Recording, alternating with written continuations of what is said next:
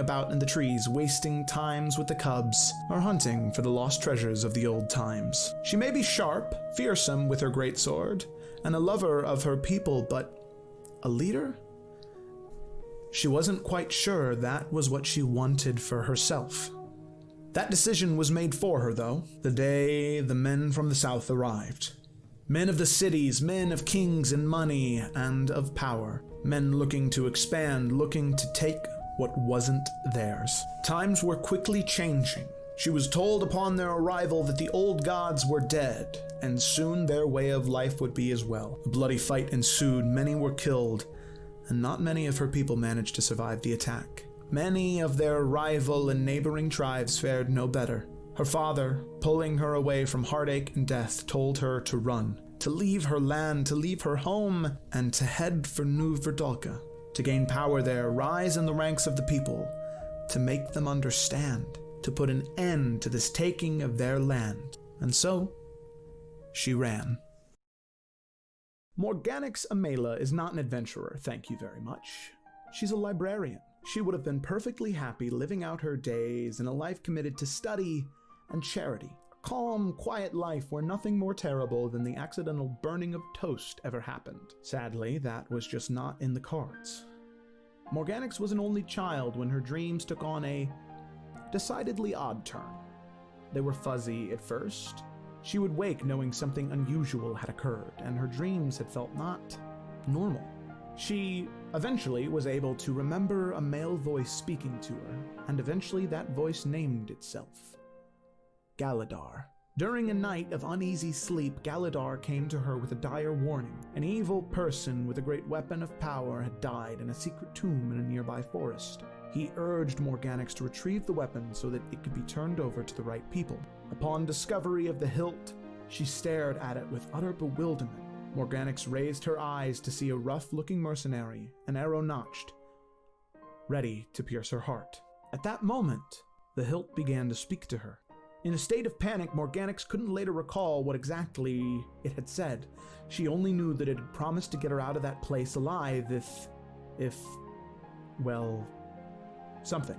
In an instant, Morganix was safely back in the forest. She ran far, far, far away, and, well, just far enough away to safely have another panic attack. Upon return to the College of Hearthcrest, she had an idea, and it was as good an idea as any. She decided to go to Efera. There was a senior member of the college who studied anomalies like this. She swore she would take a year, just 1 year, to overcome her fear of this thing.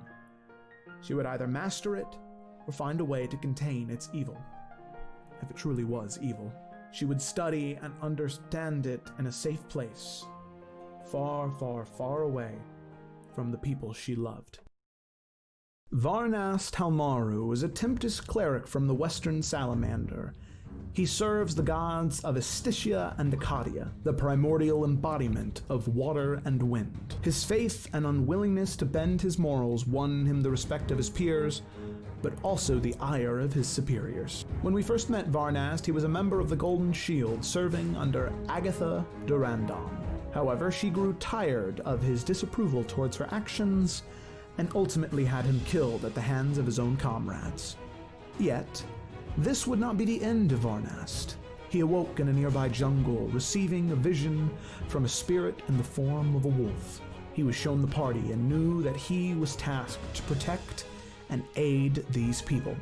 Now, Varnast serves as a protector for the party, though his stubbornness and ruthless nature towards those he deems evil has led to contention at times.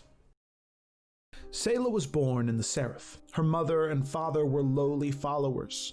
They worked long hours as laborers and seemed content with their lives, happy to be what they were and nothing more. They preached about humble beginnings and using peaceful methods to solve problems.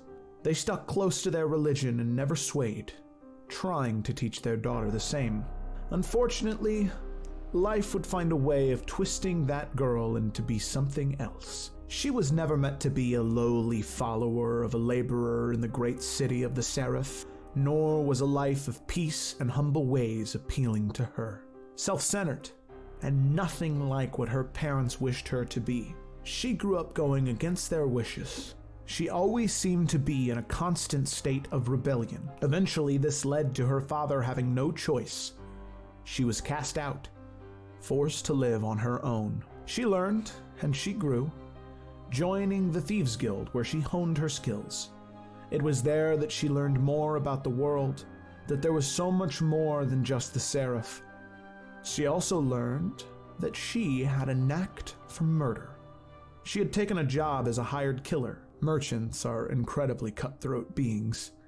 They'll do anything to stay on top. Some years passed, and she finally had made enough gold to move. She had chosen the city of New Verdalka for its cutthroats and its vibrant culture. A colorful place, perfect to rise up and make something of yourself, unlike her stagnant home of the Seraph. She would travel to Efera to start her new life. From there, she would hide what she was doing behind a treasure-hunting persona. She would take contracts on the side while hunting a fortune to boost her status. It was time to live and let the fun begin. Zamir Dragu, more affectionately known as Cyrus, is a wild magic tiefling sorcerer from the city of Sloshdet.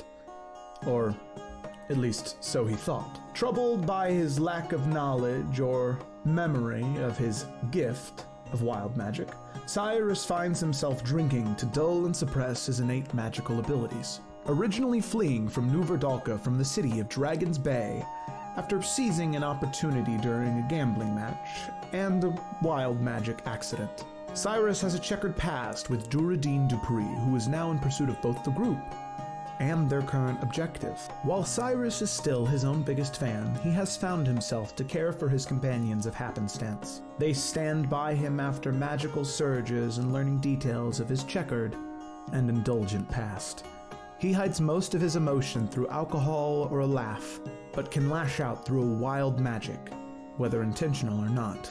Now, Cyrus sees an opportunity not only to sever his tie to his past that still threatens him, but to potentially rewrite his past as a whole and find out who he really is and where his magic comes from.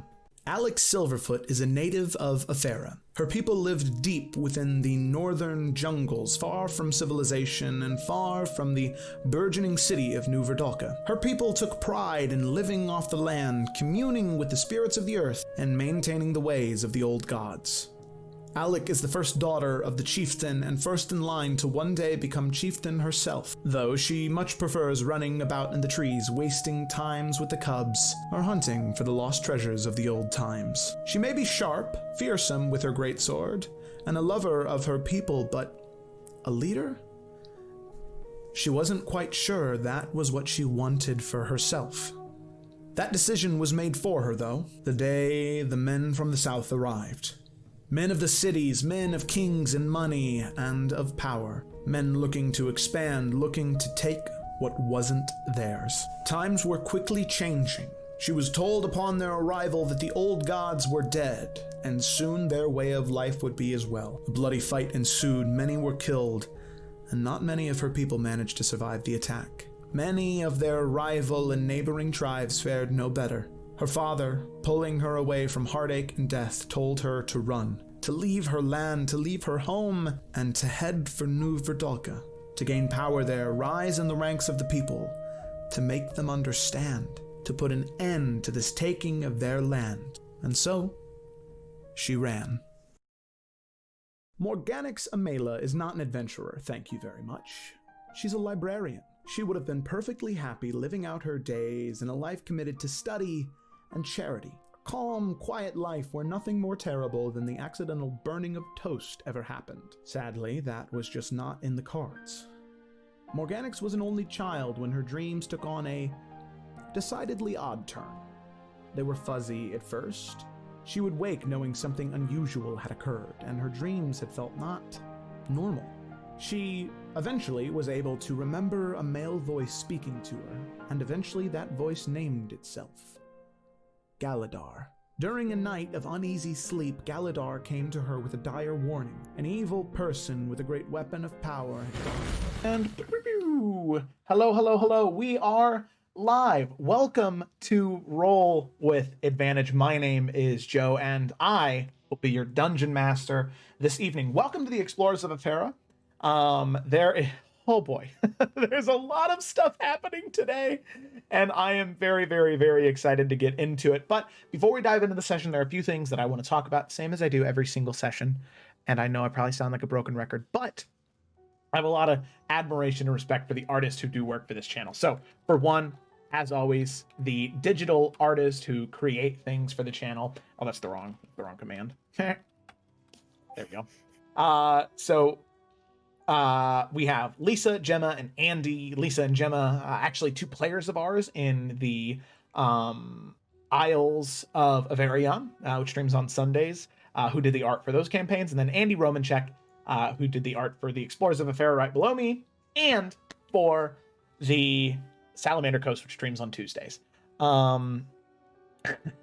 So, the other thing that I wanted to say is we actually just, and I'm announcing this special on Explorers of Efera because Gemma, on top of being the digital artist for the character portraits of the Explorers of Efera, or for the Isles of Averion, she is also the person who designs our merch.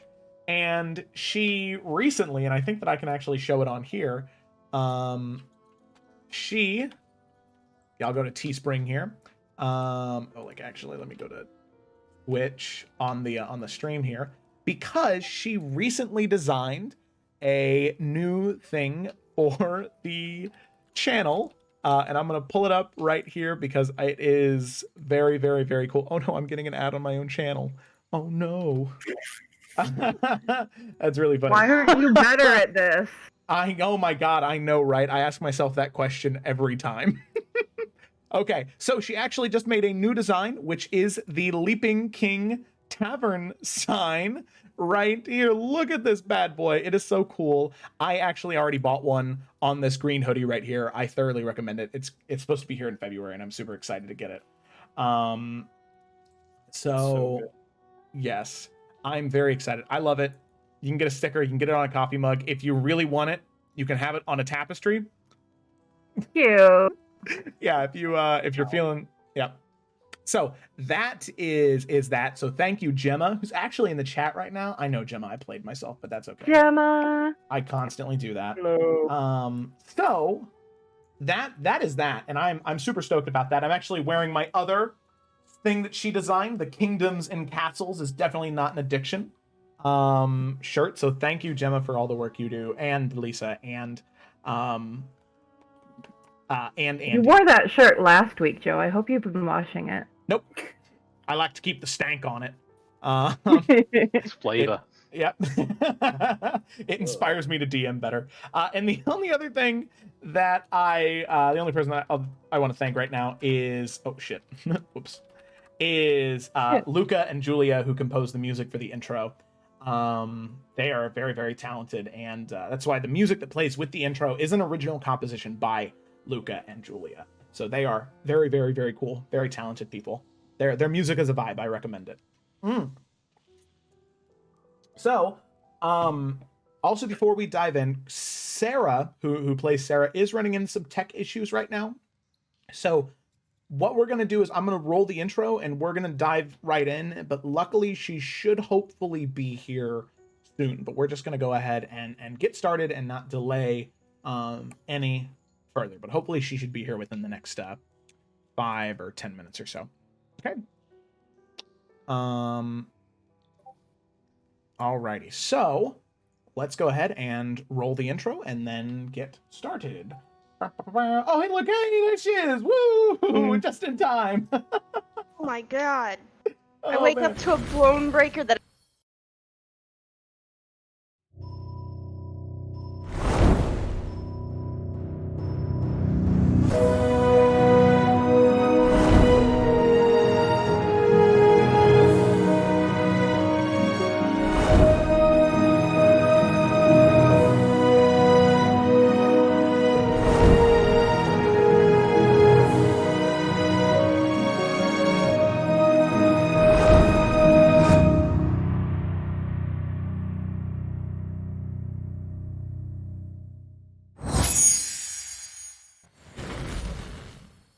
Alrighty. Hello, and we are back. And now that we have our full group of companions here, we can go ahead and get started.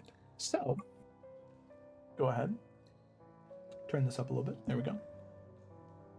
So, last we had left off, our brave group of adventurers had found themselves in the most advantageous position they've been in since gaining the aid of the forces of Ethos Ambrose, a general for a rival army, who they were able to sway to his side by appealing to his honor.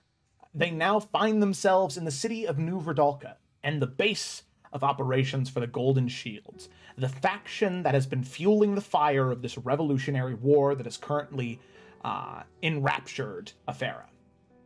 The party, on the losing side, at least initially, they're trying everything they can in order to gain power and turn the tide of the war in their favor. And it seems as though they're getting there. After striking a deal with the Silver Rose, a famous merchant and apparently a fallen angel, the party is able to gain a meeting with the governor the next morning. Now, the one thing that the party knows is that he is a chromatic dragonborn, and he absolutely despises the Golden Shields, but loves the power they give him. The party also knows that they have to find a way to appeal to his logic in order to win him over. And the party's idea? Well, it is allowing Alex Silverfoot, daughter of Logan Silverfoot and Warden of the North, to speak instead of the silver-tongued Cyrus. With that plan in mind, the group of them head to sleep, knowing that the next day will be the longest one they've had yet. But before the party finds sleep, there's a much-needed conversation between Alec and Varnast. A beautiful conversation surrounding the heroes of stories and the feelings they have in the face of danger, and the love and respect that Varnast shares for his companions, and especially Alec. And then, a miracle. Forgiveness. Something that seemed impossible just a few days ago, but now, it's reality. And it leaves the party with hope. Hope that if Alec and Varnast can make up, then who knows what's possible. Maybe they can win. Maybe. At least I hope so. So, with that, let's dive right into where we left off. The five of you had head to bed, right? Alec and Varnast had their conversation, forgiveness had been made, and you headed to sleep knowing that that next morning, bright and early at dawn on the 16th of Shadesun, you had a meeting with the governor. So, that morning, all of you are waking up and getting ready for the day, getting ready to approach what this day has to offer you, the insurmountable obstacle that stands in front of you. So with that, I open it up to all of you. What are you doing? What is your morning ritual right now? What are you doing in preparation for this meeting? And I'll open it up to anybody who has something they'd like to do. I would just say that in the night, I don't think Alex slept much. She stayed up most of the night kind of practicing what she was going to say. Speaking has never been like the thing she's been good at. Smashing things typically is, but trying to work out conflict with words never really seemed to be her thing. And with common not even being her first language, you know, she wanted to make sure she was raising the right points. So she'd probably be like meditating, probably smoking a lot, and also just trying to figure out what is she's gonna say. When she does eventually go to sleep, and in the morning, she is going to paint her face. And I feel as though she hasn't really worn a lot of face paint recently, but she feels as though it's very important that she does today. It's not anything heavy, but with white, and she'll just trace some very simple symbols on her face to represent her people today. And she's not really saying much to anybody. She's not as stone-faced, I think, as she's been. She just looks more focused than anything. Okay, That's what she's doing. gotcha. Okay, so Alec, all of you, as you're waking up, you can see Alec just finishing that face paint. Right, you said the very intricate white sort of streaks and lines. Yeah. And it's typically when you would do your face paint before, you would just, whatever blood or material was there, you would just swipe it across. But today, taking a little bit more time and effort to have some clean lines. Is that what I'm understanding? Exactly. Okay, very cool. And it's something she's done before. And so it's like riding a bike. It's something you never thought you'd need to do again, but the moment you go to do it, it feels natural. There's no rage in those lines. Just focus. So, anybody else have anything? Or are you just kind of everybody nervously pacing around the cistern until it's time to go above ground? I would say Varnas has mainly stayed in his room, and he's definitely just like sitting with his hands clasped together, eyes shut. He's clearly like not sleeping just because of like how he's sitting and his back's like very straight. But he's definitely just doing some praying. He is he's reminding Istishi and Akadia that in his hour of need they promised him a storm. And he thinks that day is here. Mm. Okay. But at the end of the day, he trusts their judgment. Okay. Cyrus is kind of still in his bed as well. Like, he's not really done much. Like, he's not like his usual self, like sleeping in. He's wide awake. Like, he's like, do you know when like you're kind of anxious awake and just kind of like going like, that's all he's been doing for like the last 3 or 4 hours, and just kind of like building himself up or something. Sounds good. Building up the energy, just trying to get any of that nervous energy out with large exhalations. I get you there. Organics, Sayla, what about the two of you? Anything in particular? I've missed most of this, honestly, Joe. I just got my internet to work again. Oh, that's okay. No, you're good. I was just asking what the morning ritual was. Like on the day before talking to the governor, what was that? What were the morning rituals like? She's probably gonna do her normal thing of just making sure she has everything she needs. Okay. Sharpening those blades, right? Oiling the leather, making sure that she is a deadly fighting machine. Okay. As always, she has to check her shit. Alrighty. I think Morgonix would just take some time and pray to not just Ayun, but each of the main gods, appealing to them one way or another. Okay.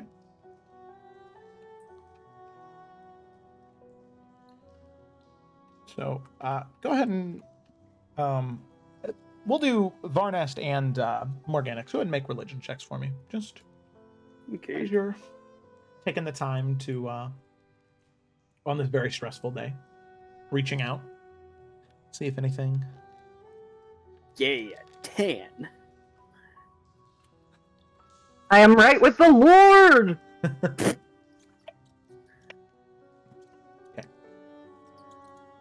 So, Varnast. My cause is righteous! Sorry. That's all good. So Varnast, you don't feel anything back. It's always hard.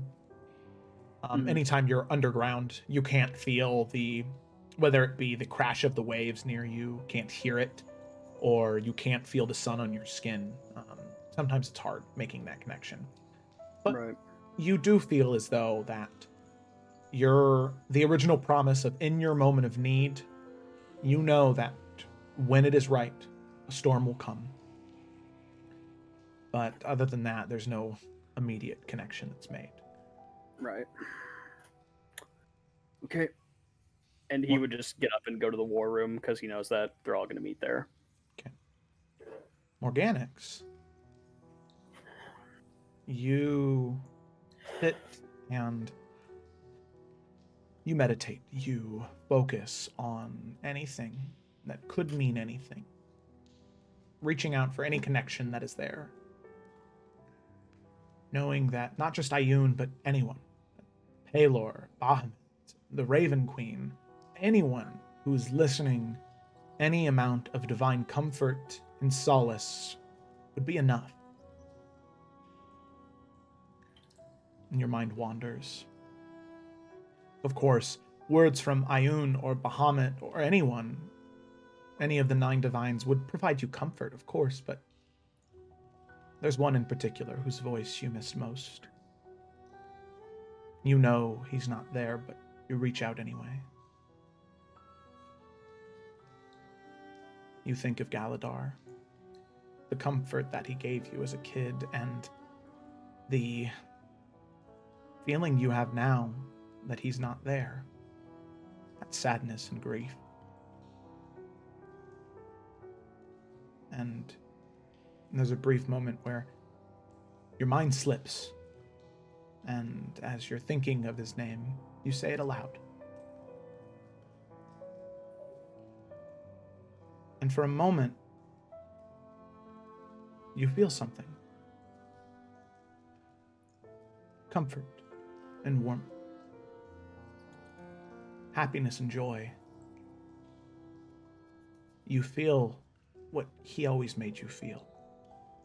But in the same moments that it's there, it's snuffed out like a candle flame, as if someone doesn't want you to feel those things. But it was still there. There's still some good left in you. She hasn't taken all of it yet. So, Ganix, you finish out your prayers and then ready yourself for the war room. So, with that, everybody's morning rituals concluded and everybody now beginning to migrate towards the war room. There's one thing in particular that happens. So, in the moments of preparation, where all of you are separate from one another and letting each other have their space before, well, shit hits the fan. Sayla, Jalissa makes her way over towards you in particular. You can see her walking over towards you as you're sharpening your blades, oiling your leather, and just Joe. focusing. Yeah. Sayla's not here. Oh, Not that you're Baker right Blue again. Oh, okay. Ooh, okay. All right, sounds good. That's fine. We might have to do Hey. flat. Oh, what? Hello. Am I actually here this Ye- time? Yes, it sounds like you are. I can hear you. 3 breaker blows in a row. Oh What God. even? Oh God. Okay. No, it's all good. It's all good. Okay. Well, you got back just in time. Do you have the Because- microwave and the coffee maker on at the same time? I unplugged the coffee maker. I unplugged the heater. I will go cold. The things we're willing to do for Dungeons and Dragons. Lord have mercy. It's never done this before. Ever. So weird. Jalissa's approaching you, Sayla. Yes. But as you're sharpening your blades and unplugging the heater and the microwave and the coffee maker, Jalissa approaches you. Awesome. So she makes her way very obviously towards you. She's not trying to hide or obfuscate herself at all. She makes her way over towards you, and you can see her approach. As you're sort of sitting down on the ground sharpening your blades, she approaches and, without your permission, she just sits next to you, crosses her legs, and looks ahead, not ever making eye contact with you. And she sits there for a moment or two, and then she says, Are you ready for today? Huh. I guess. As ready as they'll ever be.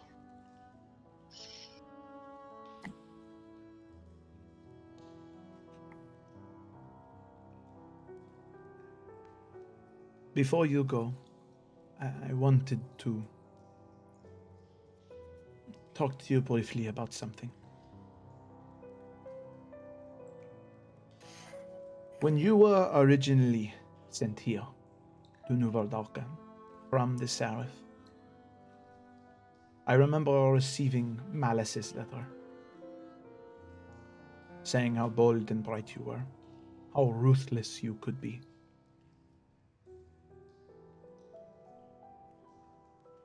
I looked forward to having you arrive. The good that you could do for me and for yourself. It was very clear to me just after a few days of knowing you that, well, you had the potential to grow in a way that even I could never do. You are good at what you do, Selah. You are talented. You are strong.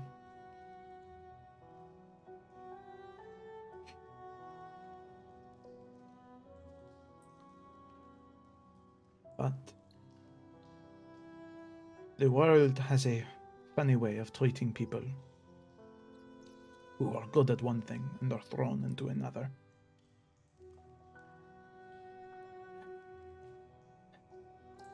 I know you came here looking for wealth and fame, to be something better than anyone before you, better than anyone had ever been. But you found something more. That same thing, and at this point she looks over towards you. That same thing I found with Duncan. He was like a father to me, a friend.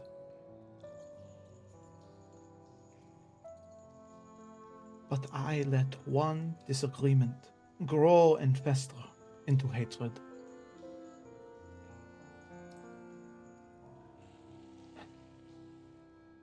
I'm not telling you what to do, because if someone in that moment would have told me what to do, I probably would have killed them out of spite, because I could have. She's just gonna kind of snicker at that because it's very true. She would agree with that sentiment. So you kind of share a snicker, and she says,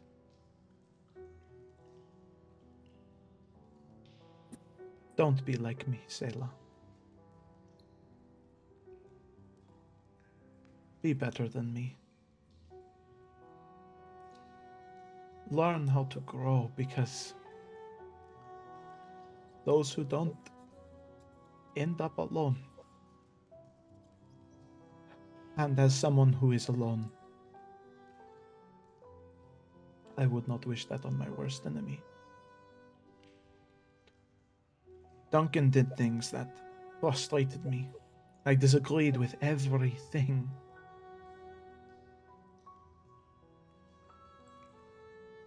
But I still loved him. And now he's a thrall of Yanoku, and I will never get to say goodbye. I will never get to hear that stupid laugh, or listen to him tell another bad joke, or forget something. And I hate myself for it. But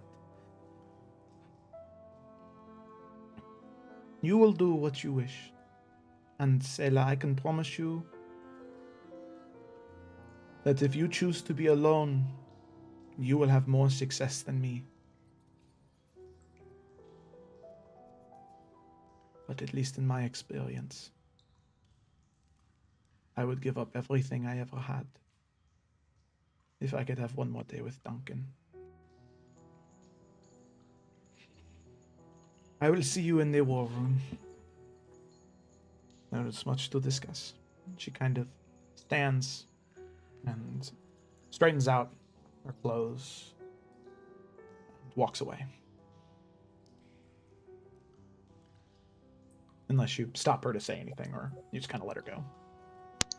She's gonna let her go, but she's gonna be incredibly conflicted and just really confused with how to feel about that. Okay. Because she does trust Jalissa's like opinion on stuff like that. Obviously, she's been through the same things. Mm-hmm. So hearing that, it's gonna, yeah, it's striking a nerve, and she doesn't like it. But you know, Yeah. Okay. Alrighty.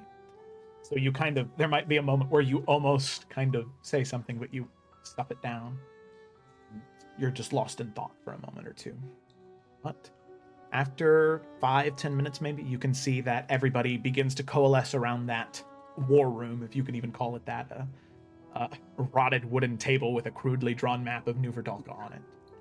So with that, unless anybody else has anything they'd like to do, everyone makes their way into the war room, right? Yeah. Yeah. we- Alrighty. Yep. So, you all make your way in, and Jalissa, standing at the table, gestures out and says, "Well, today is the day. Your meeting."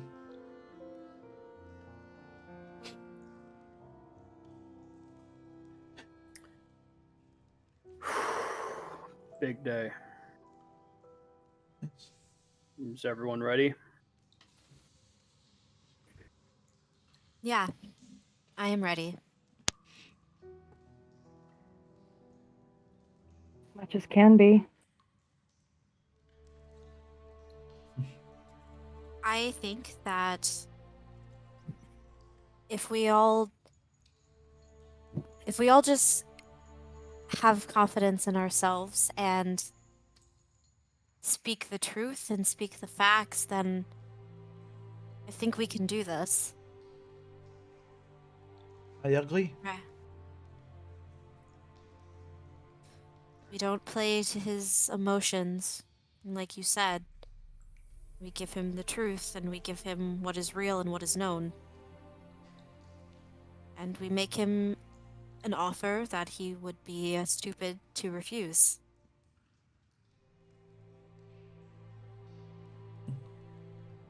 I feel ready. The rest of you? let's hope this works.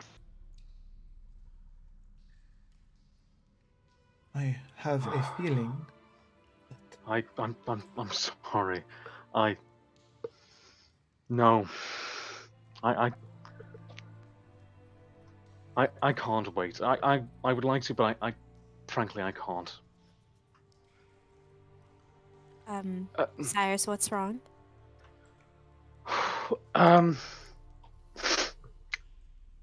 Sailor, I need to say several things to you. Most of which likely won't be very kind.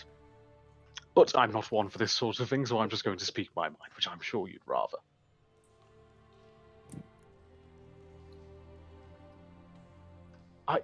I've tried and tried again to break through that exterior, that layer of stone, and nothing permeates. Nothing. Not me joking around with you, not me allowing some of your frankly more ghoulish tactics. Despite even saving each other's lives, I might add, multiple times. I let you mock me whilst you sit there wishing you were anywhere else but here. But guess what? You're not. You're here right in the middle of this shit with all of us.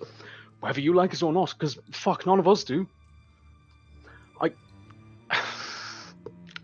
I may be a boring, drunk amnesiac from the misery that is sloshed at, but you treat us all with misery and dismay. Morganix is the kindest, smartest soul we have, and yet you look at her with stupidity and disgust. You call Alex simple, yet she's the most brave natural leader I've seen. Even Varnast, who is fiercely loyal to all of us, and you! Yet, depending on how the wind blows that day, or even a fucking coin flip, you either don't mind him or dislike him.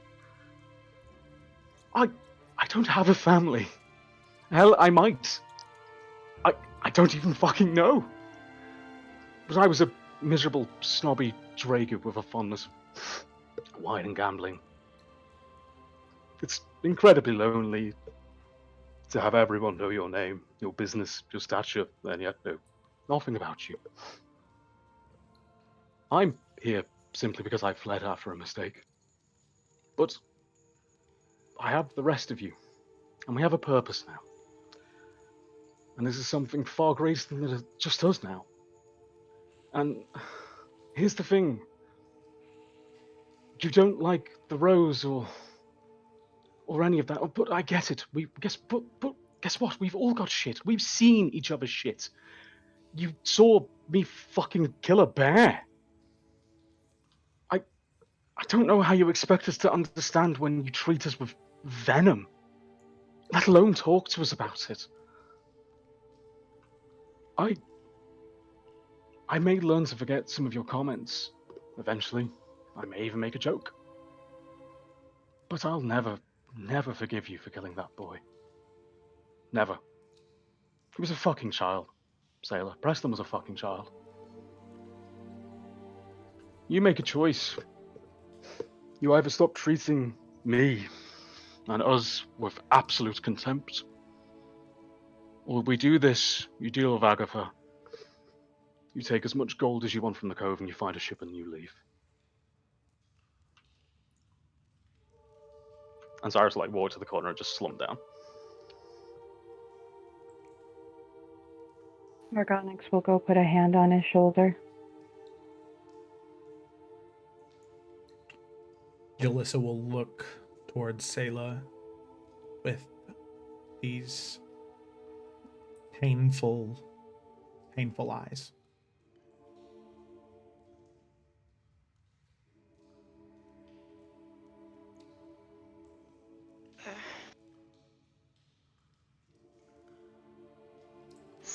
So something did strike a nerve, and she's very, very bad at this. But she doesn't like that she's genuinely bothered him this much. And you can kind of tell because her face gives it away a little. But she's trying really hard to keep that mask up so that nobody knows what she's thinking. Mm-hmm. Maybe some can tell, maybe some can't. I don't know. She's really conflicted and doesn't know what to say or do about this. But she does catch Jalissa's look and is just in absolute just internal panic, but unsure what to do. Because it's not like she doesn't like them. She genuinely does care about them. The problem is, caring about them is the problem for her. Mm-hmm. Yeah. So it's really, really hard. Yeah. So all of you can see Selah just stone-faced, but with stuff bleeding through the cracks, but just not saying anything, just standing there solid. But you can see the conflict on her face. All of you know her well enough to know when her poker face is up and when it's starting to break away. Mm-hmm. And it's starting to break away. And you can start to see through it.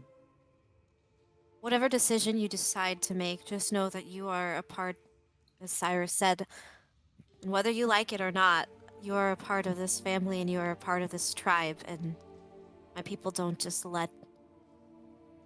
we don't let each other just walk into the woods alone. And you are committed to this. I know you are. So today, we stand together. We deal with the governor, we deal with Agatha. And then you can make that choice. But I need you here today. She's gonna clench her fist and she's gonna pull out the insignia that Varnas gave her and just kind of throw it at their feet. I'm here. I've been here. I haven't let you walk into the fucking woods by yourselves. No, you just belittled us and made us feel like dirt. There are a lot worse things. No, they're not. We're supposed to have our back.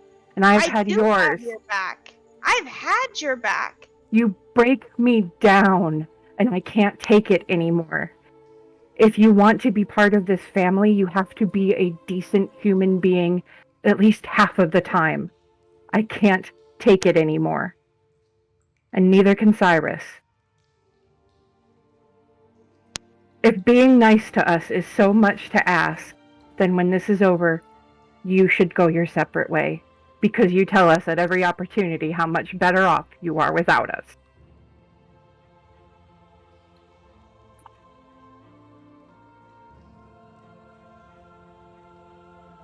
If He's I right. We have to do this today. I'm sorry. if I may interject,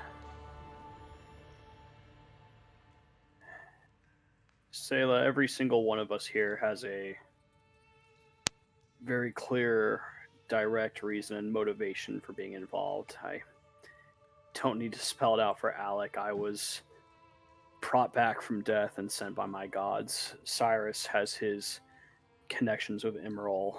Morganix, her patron, her friend. But you,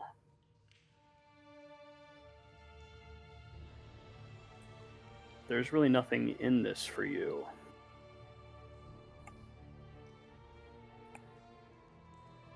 So let's change that. Sayla, if you choose to stick around, if you work with us, share your opinion constructively, then I offer you my service. When Efera is safe, I will go to the Seraph with you, and I'll help you kill her.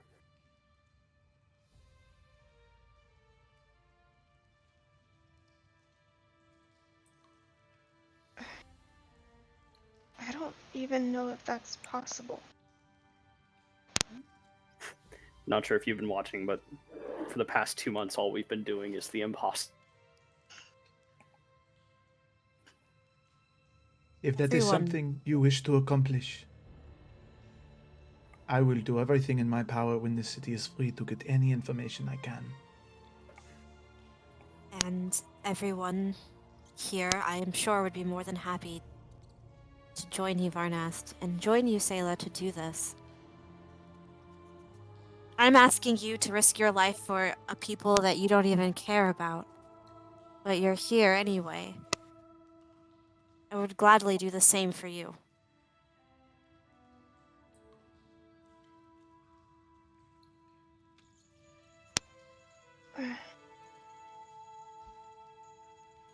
You don't have to answer now. We can deal with our challenges today, and then you can decide if that is your wish. She nods, but you can tell that something's a little bit different. Small, but it's there. Oh.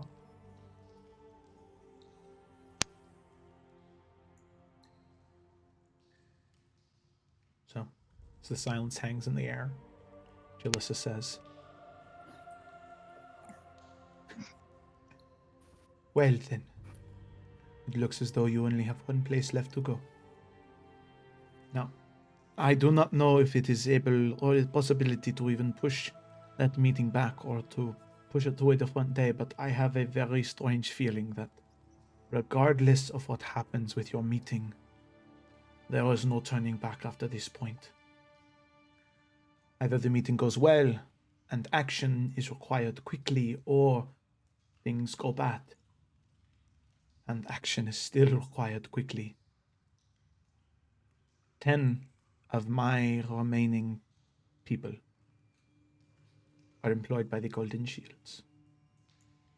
At least one of them are always posted at a gate, and 2 of them will always be near her flagship. Zayla, it was long ago, but the moment you start asking for Reek, same as when you first arrived in Novadalka all those months ago, they will know. And they will take you to wherever you need to go. Good to know. It's nice some things haven't changed. So, is this it? Are you ready? I think we should briefly talk about. You know what? We've done enough talking. If you all say you're ready, let's save a city. I'm ready.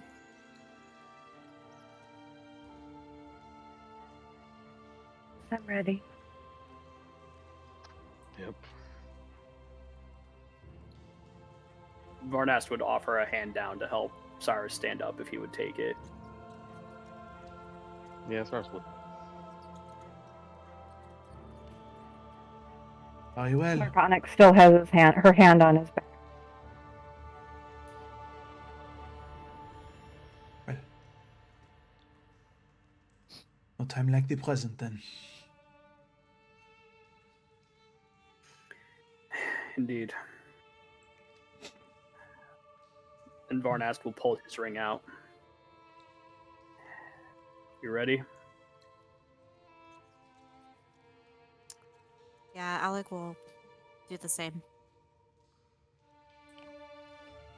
We'll use Mask of Many Faces. Okay. Sayla's already putting hers on. Alrighty. It's more time. Sorry. Everybody puts on their rings. Disguises. Except me. Except you, yeah. The disguises are set. And Jalissa escorts all of you to the stairwell that is near the well. Or the ladder that's near the well. And she says, I wish you the best of luck. And I pray that by the end of all of this, freedom will be here at last.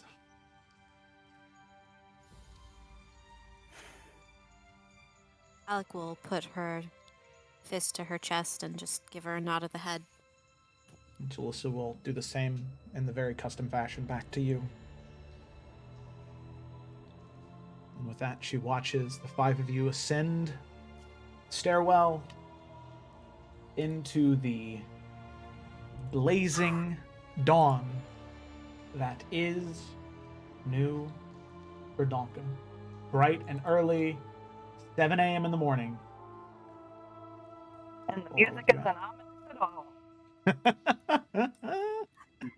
So with that, all of you have your meeting, and you as a party make your way from the well in your disguises, so no one is any the wiser. You make your way all the way to... Hold on here. Oh, it's odd. Okay. All the way to the governor's mansion. All the way down there. Bottom of the map. So just real quick, if I may. Yeah, of course. As we're walking, Varnast would head over to Cyrus and kind of quietly, not like quite whispering, but just in kind of like a quieter voice. I came up with a joke last night. A joke? Yeah,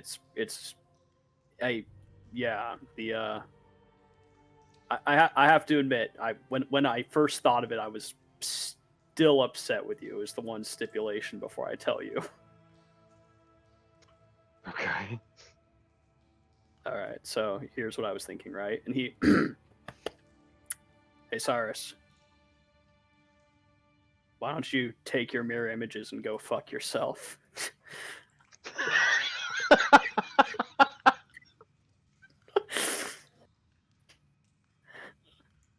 Was that They're Jamie? very handsome.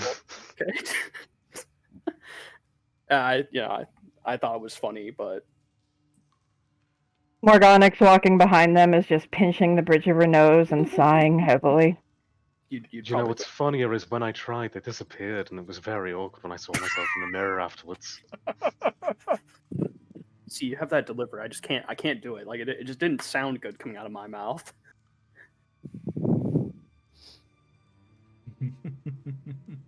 I'll work on it. darling. I'll get back to you on the next one will be better. And Cyrus will like pat him on the shoulder, and then give him back soul-ish, but like not. Cyrus isn't like feeling himself. He'll just kind of like pass him that golden shield emblem again. Mm-hmm. He kind of like just like stares down at it for just like a second or two, and then he quickly will put it into his pocket.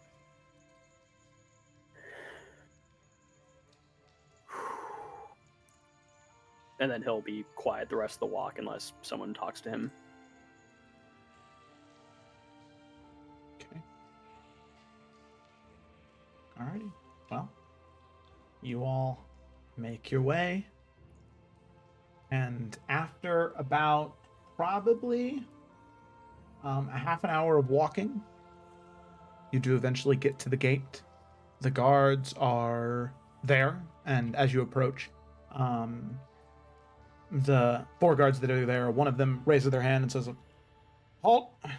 What business do you have here?" We are there for a meeting with the governor. I am Remy Boucher, and these are my associates. Yes, the representatives of the Silver Rose, correct? That is correct, yes. Very good. Open the gate, let them in. You can see that, as if you are legitimate business people. We're in the business of kicking ass. The gate opens, and it does take you about 5 minutes to walk all the way through the gate and then up the sort of winding cobbled stone path that eventually leads up to the mansion. The governor's residence, Governor Torin. So, all of you make your way up, and you can see there are 2 more guards standing at the main entryway, and they see you approach, and they open the door for you. And as you walk in, I just want to know what the marching order is with you guys walking in. I look fancy like Cyrus does, so I'm probably pretty near him. Yeah, then I'll walk like directly behind them with my typical bodyguard stance. Okay. I'll pull up the rear. I'd say Sayla's by Alec because I'm pretty sure she's an orc right now, right? Oh, Yes. yeah. Yeah, Sayla is a half-orc right now. Alrighty. So, then that means Sayla and Alex standing next to each other, Morgana, Cyrus, Alex, Sayla, and then Barnes at the very back. Okay. Sounds good to me. So, let me just do one thing here real quick. Lighting. Reset the war. And... okay. Very cool. So, preload the scene and then pull you guys to it. So, as you get there, the doors open and they allow you to walk in. You walk by one, and you enter the governor's mansion. And all of you can see that the area is full of guards. Like immediately walking in, hopefully everybody should be able to control their tokens in here. Immediately walking in, you can see to the left and right of you going down separate corridors, also blocking access to a stairwell, 2 different stairwells that curve up and around towards a second story. You can see that there are guards standing there, making sure nobody goes up front. And you can see that there is another guard at the end of the hallway leading into some type of dining room. And you can see... there we go. So you can see that the guard is blocking the way to the dining room. And the guard all the way down here, this one right here, says, "The governor is having breakfast. He invites you to join him," and gestures for you to follow him through that doorway and into the dining hall.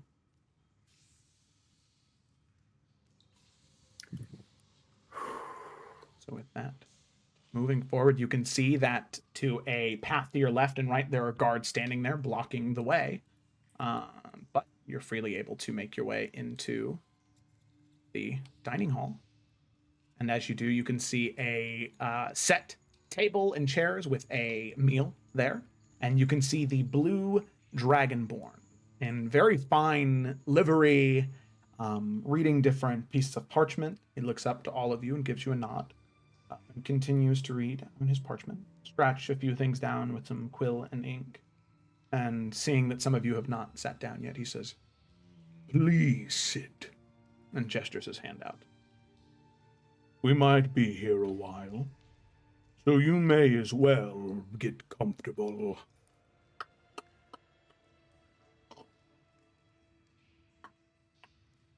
Takes a sip of wine. As kind of like Ron Aston, Sailor taking the seats, Cyrus will offer his hand and say, Remy Boucher, nice to meet you, Governor. Governor Torin. Governor Torin, of course. You said Remy Boucher. That is correct. Oh, forgive me, I am not from these lands. I am a Tarkir man. I came in from the Ladies Bloomer.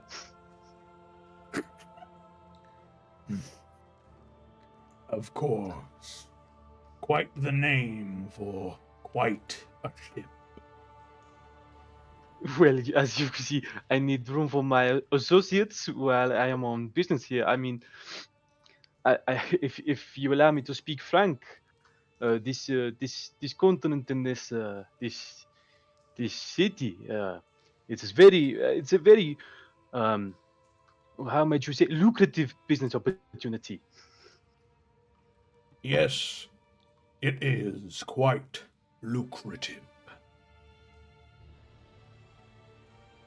He's not really making his eyes up from the papers that he has in front of him, shuffling to another one. Please proceed with your proposition. I mean, I do need to be honest. It is quite a sensitive business opportunity. I'd be grateful if we could speak perhaps in private. And Cyrus will kind of look around at the guards in the room. He looks around. Go ahead and make a persuasion check, Cyrus. Okay. Where are we?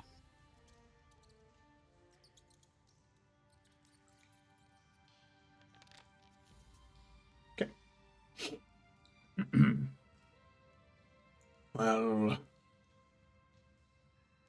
I suppose if you're a trusted advocate of the Silver Rose, very well, have it your way. Leave us. Speak in private in the matter. And the guards, they nod, and they head off and away.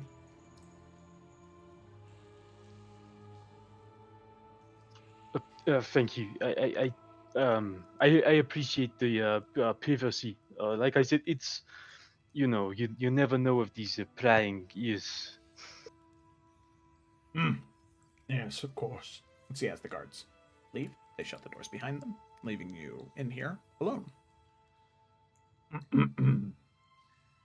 Well, you wished to speak, and you wish to speak in private. Both have been given. Now, what is it you wish to speak about? Well, actually, the main business pitch, if you will actually be from my associate over here. And he'll clear his throat and point to Alex, this guy's. From the Western Salamander, correct? No, that is not correct. And Alec is going to stand up and walk to this seat and take her ring off and sit down. Oh shit! So he kind of Power move. sets the papers down and then slides them away and sits up with a more upright posture. And his entire attention is focused on you. My name is Alec Silverfoot, of Logan Silverfoot, Warden of the North, and I am serving as an ambassador for my people today. The people of Congiato, or what you call New Verdolka, New Efera, Efera. My friends and I are here to create a treaty between my people and yours, and I'm here to represent the natives and explain the benefits of this treaty and a working relationship not only improves the life of my people, but yours. And this is not to appeal to your emotions or to speak on feelings. I am here only for facts and to come to terms on an agreement. I apologize for any trickery, but as you know, my name holds a lot of weight here, and so does my appearance. So I ask you that you allow me to share the information that I have so that we can begin some semblance of an agreement with the natives and what we can offer you if you will allow me. He stares at you for quite a while, 15, 20 seconds. No visible emotion on his face. You see him push himself back from the table, the chair squeaking on the stone. He stands. He makes his way over. Towards the wine rack. He grabs a bottle and makes his way back to the table. He sets the bottle of wine on the table. He, with these like long talons, pinces the cork, pops it out, and refills his glass. Not breaking eye contact with you the entire time. He grabs it, takes a sip.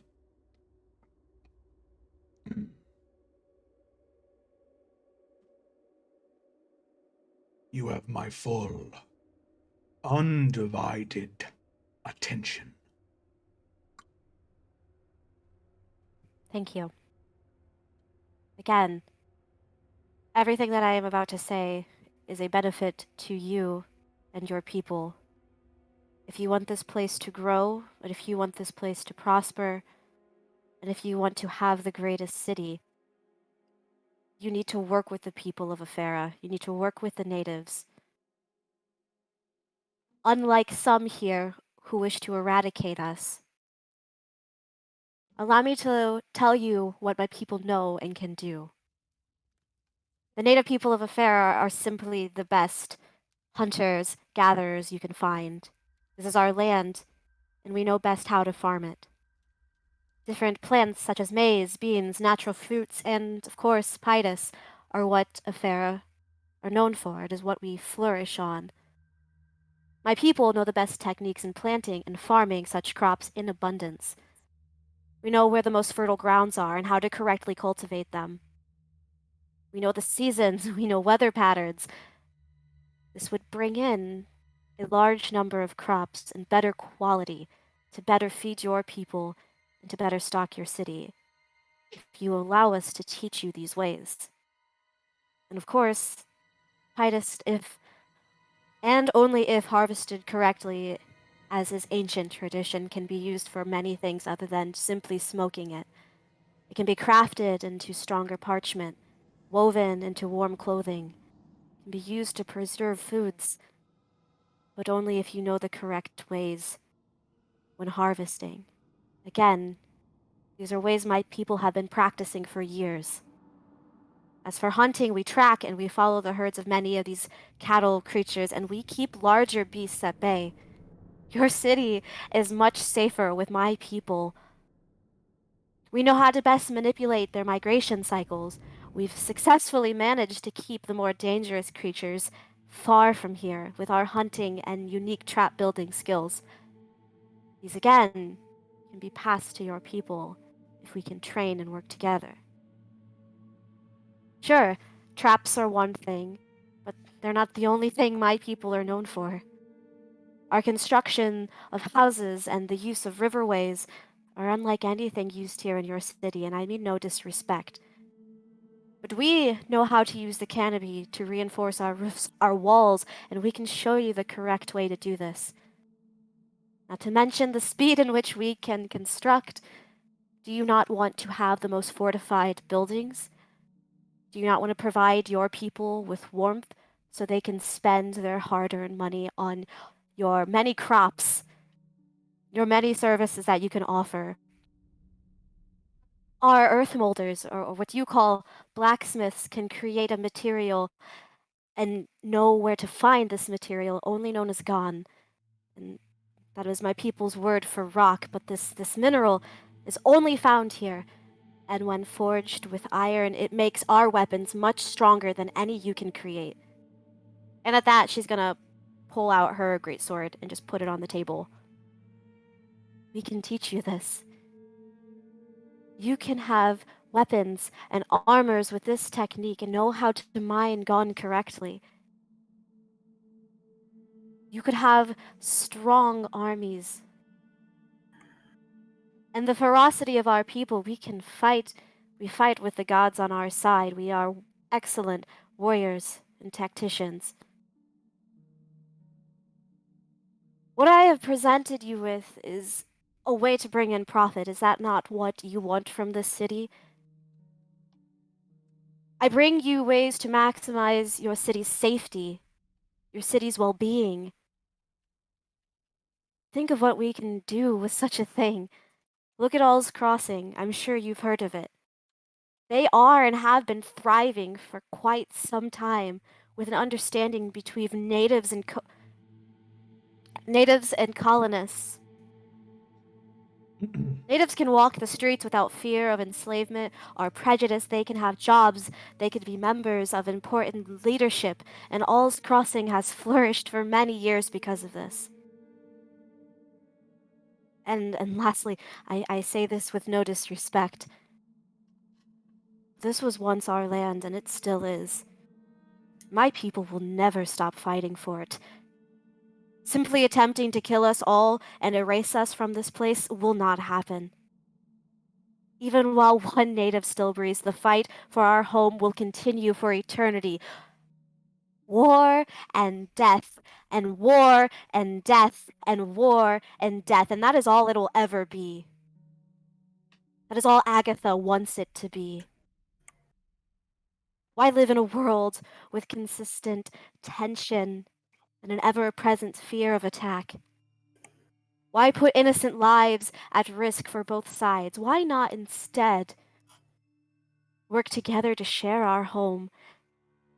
Instead, create something far more impressive, a united, prosperous, profitable land. Allow us to rid you of Agatha. She wants to halt your progression for selfish means. She wants to halt your profit, and she is halting your prosperity. If you open your gates to us and let us cultivate this relationship, there's prosperity for us both. And she just kind of takes a deep breath, but she's not breaking eye contact with him.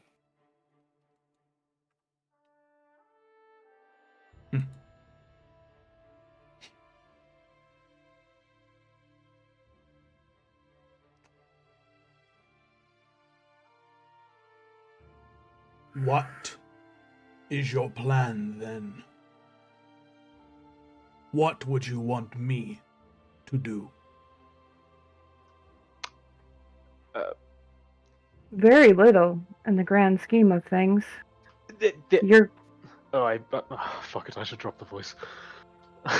please do, yeah. Very little, except there is one rather hard part to swallow.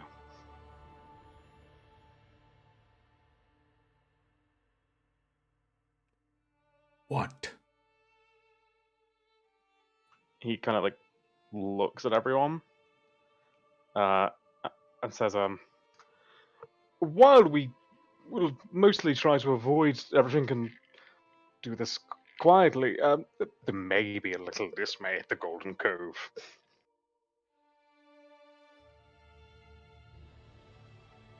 But regardless of what happens there,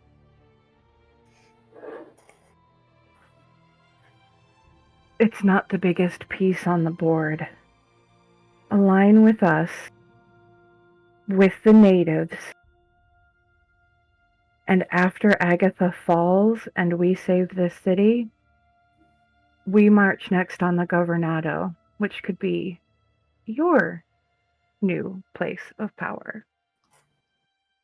I hear once he's dealt with, they'll be looking for a new governor, and who best who brought peace and prosperity to a continent? Overthrew the tyrant and saved the land and its peoples. And the natives would respect you all the more for it. And respect means power, and power means profit. Right. And then, like, and if you have a suggestion for an election for New Vidalca, then we run with that. Kind of looks to each one of you. And Cyrus, Morganix, and Alec, I'd like 3 of you to make persuasion checks. Now, Alec, I already changed yours. That given how Alec is always going to try to persuade people, your persuasion skill now is just automatically set to use wisdom instead of charisma. Oh, bless. As is Really tradition. bad for me last time. Oh, Fuck yeah. Oh, fuck. Oh, thank God I've been shaking this entire time. Okay. I'm a bend luck, Morganix. What does that mean? You get a D4 additional to your persuasion. Thank you. 2 from across the table. No, I'm just kidding. Good enough. Good enough. Those are 3 good rolls.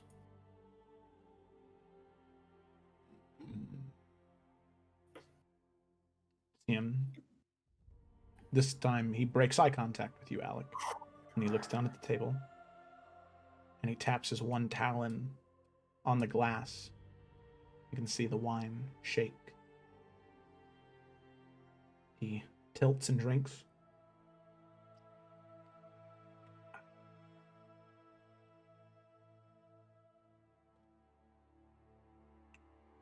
You know, if I'm being entirely honest with myself, I always did think New Vidalca was too small. Something bigger would suit me well. Clearly you are a man of vision. Looks to you and smiles, and you can see that toothy, sharp grin. And he looks to you, Alec. And the grin drops.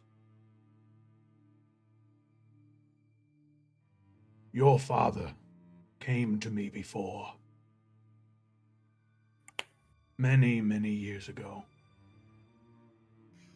You could not have been more than a baby at the time.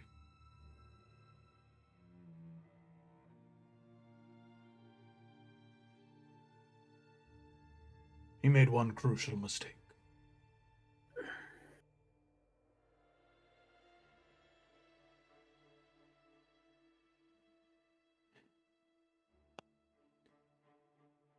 When I did not give him an answer, he went to others for support and for deals to be made.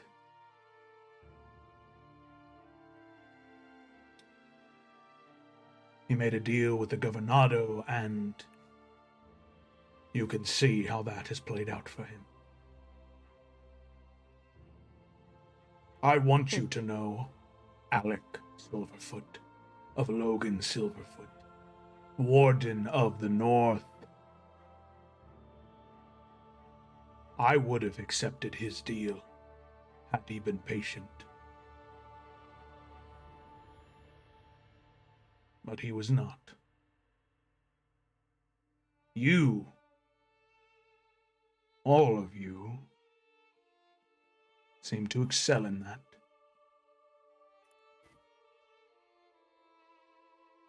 And you know how to make things happen. I don't know what dirt you have on the Silver Rose, or what deal you made with him.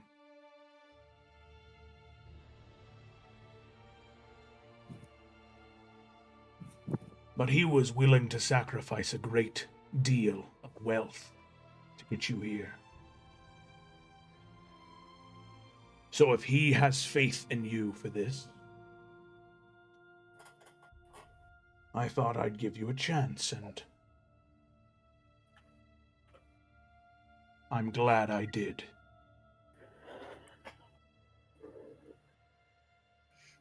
So, you wish to deal with Agatha then?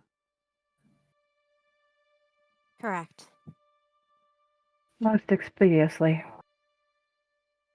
Very well. How is tonight, this evening? Yes. Yes. Yep. Perfect. Good. Can you bring the law to our side? Yes, Lawbearer Annika has had many grievances of Agatha and the Golden Shield. She will be happy to be rid of them.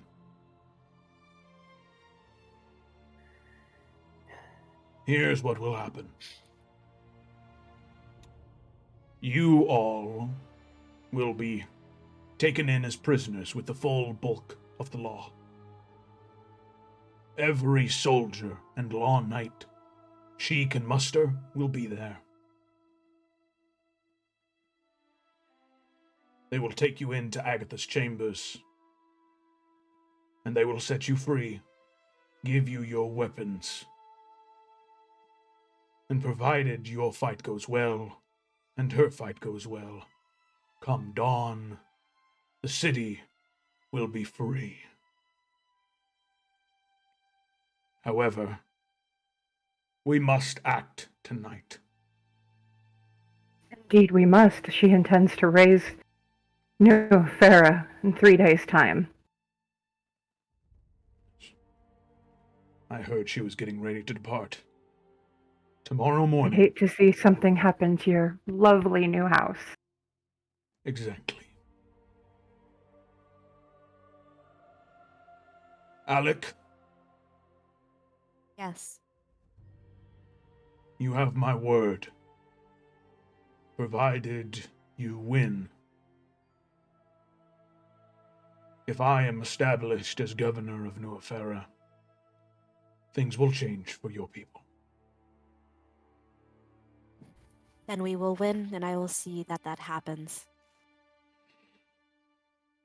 Do I believe when he said that he meant in a good way? Just, paranoid. Go ahead, make an insight check. Would Just, it be? Wouldn't be D&D. No, he checks out. Yeah. Oh, that was so shitty. It was a 17 first. Damn. Yep, changing my dice. Put him in the prison. As far as you can tell, yeah. He at first was very, very difficult to read, and it seems as though he's very, very good at hiding his emotions. You're not sure if it's just skill in deception, skill as a politician, or the fact that he is draconic and there's not very many facial features you can read. But as far as you can tell, he's showing emotion, and to you, that's a good sign.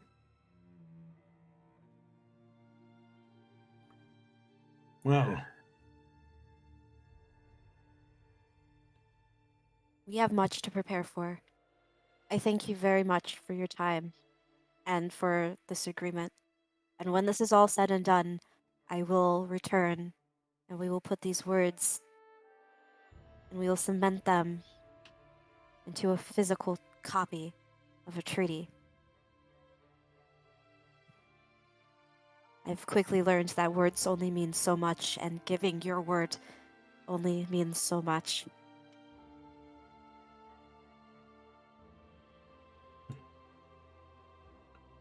learn quickly. Well, then I suppose there is not much left other than to prepare. There is not Alec. much. There is not much I need to do. But what all of you should do is head to Annika. I will give you a note as the message of what she is to do. From there, she will take all of you to the Golden Cove this evening.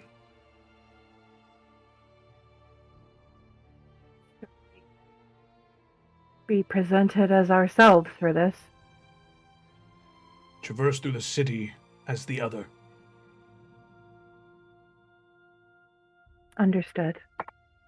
But when you arrive to her, show yourselves. Thank you. Alec will stand and walk over to him, and she will put her fist to her chest first, but then offer him a handshake. It's kind of weird because she still doesn't know the proper distance for it, but she's been practicing all night, okay? So it's kind of better. It's a little clunky, but Morganix needs to pull her aside. So he reaches out, goes for the handshake, and nods. And you feel as though a deal has been made. You can see there's not excitement or happiness necessarily, but there is hope for something different. Mm.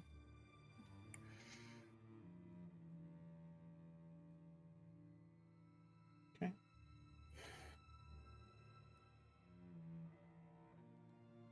I guess we will turn and head out.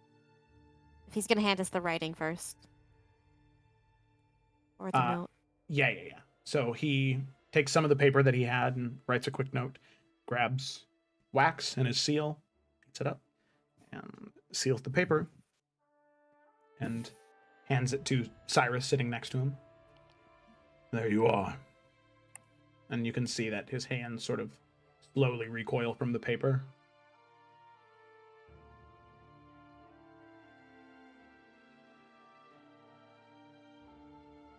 There is much at stake.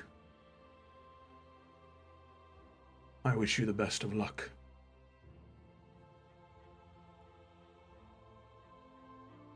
Alec will nod. Insight check. Yeah, go for it. Do I believe him? Make an insight check.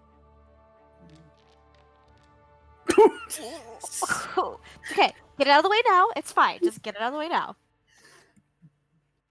Yeah, I Lead mean, him, yo. yeah. It's still the same as before. You're not getting too much more than what you were before. Cool. Okay. Alrighty. So, Well, thank you. I suppose we'd better be off. Alec might want to slip that ring back on, dear. Oh. And she'll put, I think she has to put on her second one at this point. yes, because that is the one that has been used twice. Yeah. Okay. Yeah. So you put on Morganix's, which luckily is generally the same person. Just looks like the sister of the other. Okay. So, with that, all of you stand, and all of you look to one another, sharing this moment with Governor Torin, looking back and forth. He gives you a nod, and as he makes his way over towards... It's so weird, I don't understand why that keeps happening. He makes his way over towards the wine rack once more, and as all of you begin to make your way out of the building, you can see he just gives each one of you a nod and a pat on the shoulder, and grunts a little.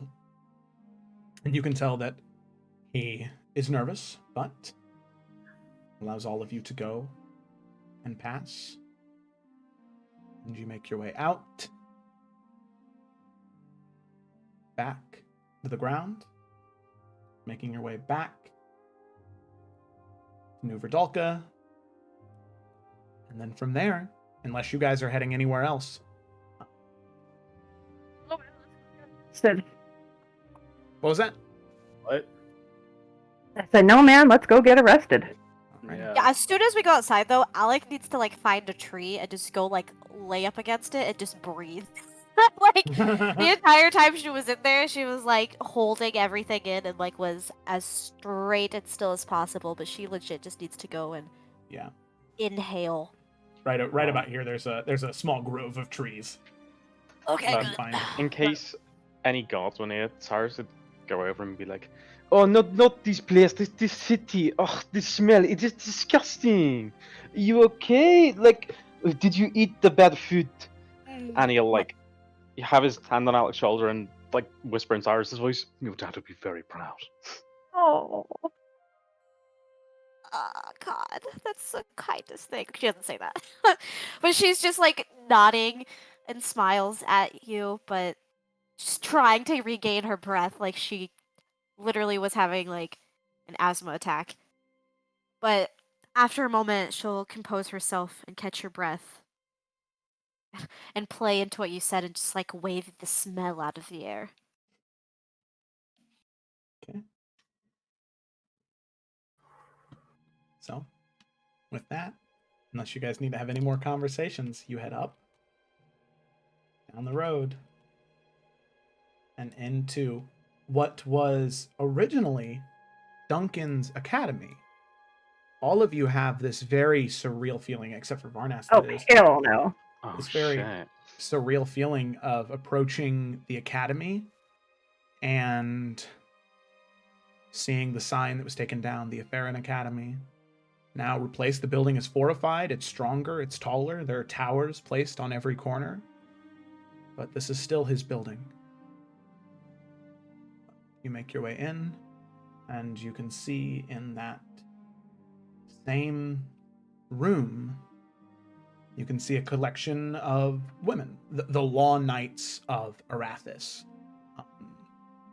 standing around a table, and you can see an albino tiefling, pale white skin, curled, pale brown horns, wearing armor of deep blues trimmed in gold with the sigil of Arathis, that cog that is ombreed from blue to purple. And she looks up towards all of you, the five of you entering, and says, "I'm sorry. Can I help you with something? Is there an issue? Or..." Oh no, darling. I bring word of business from the Governor Doran. "Oh, very well. It's odd that he would send someone who's not his messengers, but Oh no. Sorry, it's a rather private situation. I think you'll understand once you read the message." And he'll hand it to her. very well. She takes the letter, looks at the seal, and you can see her stare at it for a few moments, studying it. It's his Is- seal. Anyone in the room with us other than her? Like Uh, guards? Yeah, there are... None of them are Golden Shield patrols. All of them are Law Knights of Arathis, all wearing very similar armors and colors to her. And Cyrus, you recognize one of these women. Way back when you originally were investigating Frederick's house, that high elf woman who Oh shit! you shouted about is in here, sort of staring at all of you confused. You can see that there are a few scratches and scars on her face from wounds maybe from that day. But you decide to hide that as best you can, and she opens it. And she reads it, and you can see her eyes retrace the word several times, reading it 3, 4, maybe 5 times. As she does that, Cyrus will like start to speak and be like, this may be a little disconcerting, darling, and just pull the ring off. And you can see that the 5 other Law Knights in there, they sort of draw their weapons and point them towards you, and she says, no, stop. Stop. So. Sayla's also going to remove hers at that point. Yeah, Morgana will drop Mask of Many Faces. Sheath your weapons. Now. That's an order. And all of them cautiously sheath their swords. So. You're the 5, aren't you? I'm guilty as charged. Literally guilty. I'm not sure if you've noticed. Yes. Being the lawmaster in town, I am very well aware of how illegal and guilty all of you are. Yeah, checks out. Which is why we're going to arrest them right now. Please don't resist. I'm sorry. Excuse. One moment. Excuse me. And take you directly to Agatha. Morganix will just hold her arms forward, wrists out. Insight check. Make an insight check. Same. This is the one I need to know. Make an insight check. It's not bad. 18. 18, okay. Whoa, okay. Nice. We're on the same page, Sayla. Garnest, you and Sayla share a look and look at her.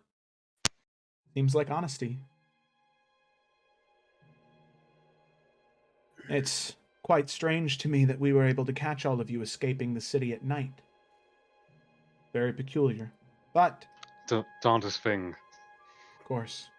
That's so weird, Morgana says, as she's shoving the hilt of the hex blade in her corset. Yes.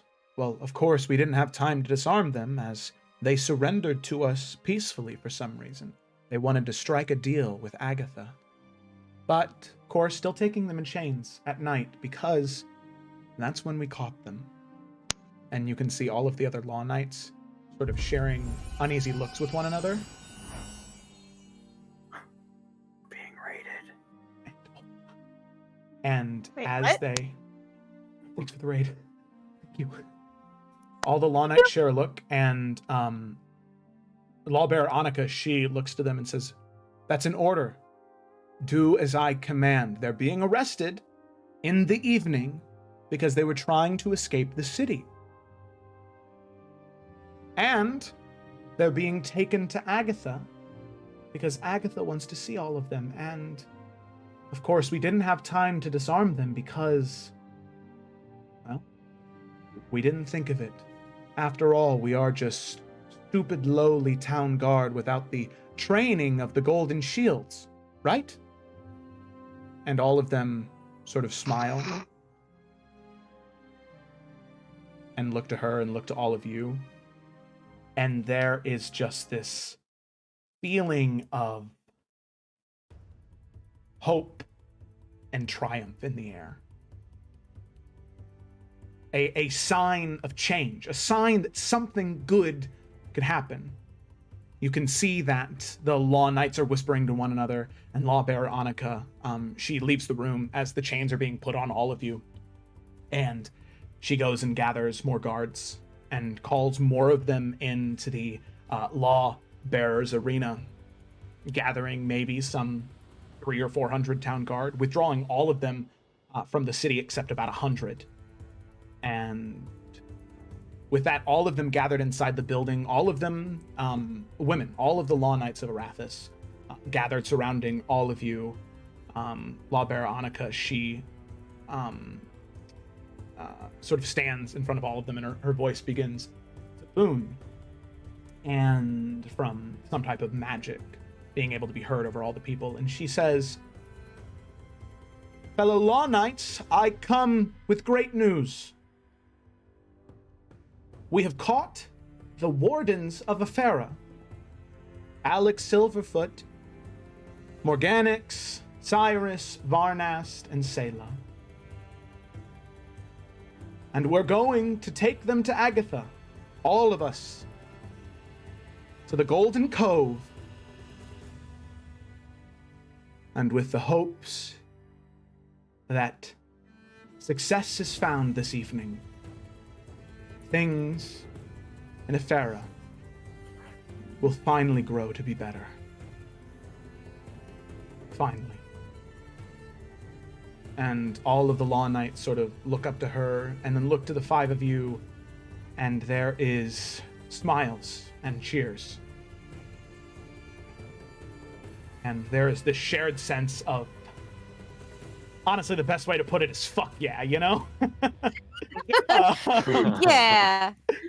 And so, with that, several hours pass until eventually sundown, 8 p.m. The 16th of Shade Sun. All of you prepare for what is going to be the fight of your life. And knowing who all of you are, and one Law Knight in particular who had connections in the Thieves Guild at one point in time, but refused to say anything, knew where their hideout was, and are able to escort Dogalin with you. My baby. So, Would it be a fight without him? so with that, all of you in chains and shackles, you are taken out, Doglin has a muzzle on. taken out of the Lawbearers Arena, taken past the inner city, around the new city, until eventually you get to the gate of the Golden Cove, flanked on each side by about 300 Law Knights and Lawbearer Annika. The gates at the Golden Cove are opened for you as Annika says, "I bring a prize for the great Agatha Durandon, General of the Golden Shields. The Wardens of Efera, caught trying to escape the city. I request an immediate audience with her. Or should we deal with these prisoners ourselves?" And the gates immediately slammed open, and the Law Knights and Lawbearer Annika march through with you. March through the area, into the keep. And eventually, after getting towards the third floor of the keep, a long, narrow hallway outstretches in front of you at the top of these stairs. Lawbearer Annika comes up to each one of you. She undoes the shackles. They drop to the ground. And she says, "Good luck."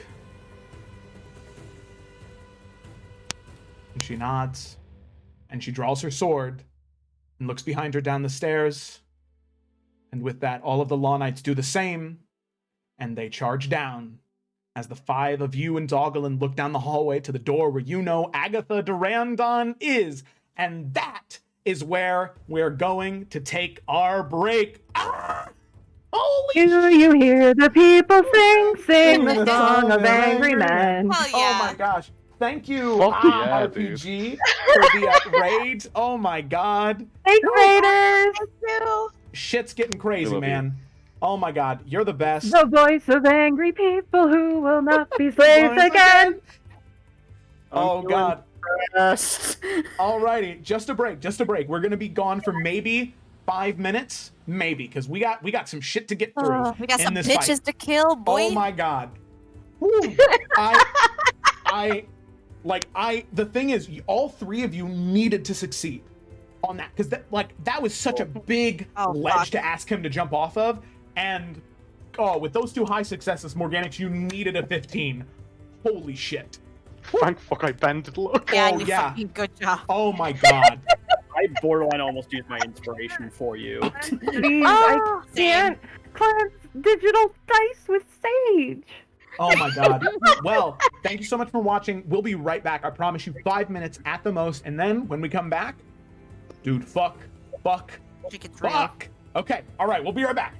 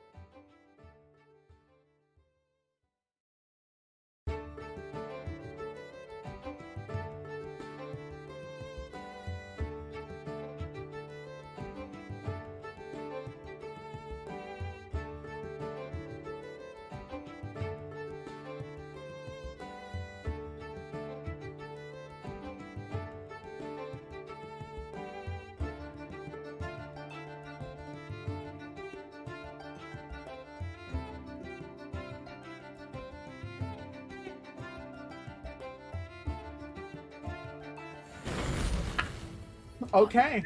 Was a banger. Oh my god. Alrighty. So, with that, we're gonna jump right back in. Thank you for the raid. In case anybody is still here from AAH RPG, thank you for the raid. I really appreciate it. I didn't want to. Yeah. But thank you so much. You're awesome. You're the best. Thank you. Thank you. Chirp chirp. Good to have you. Yes. In case anybody's still here, thank you. So, let's go ahead and roll the intro, and then let's just jump right back in, because fuck a duck, man. This is intense. Alrighty. Okay. Intro time.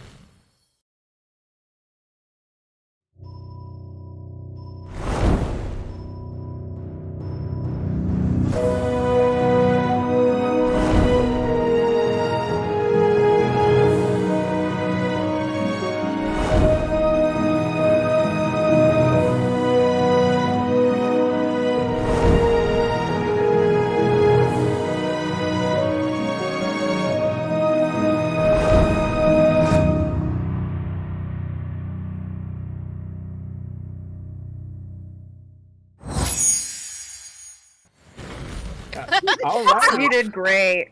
It was awesome. And we are back. Fastest shower I've ever taken in my life. Oh, hi, Jareth. Okay, alrighty. So thank you all for tuning in, and I think that without any further ado, we should dive right in, because fuck, man. All right.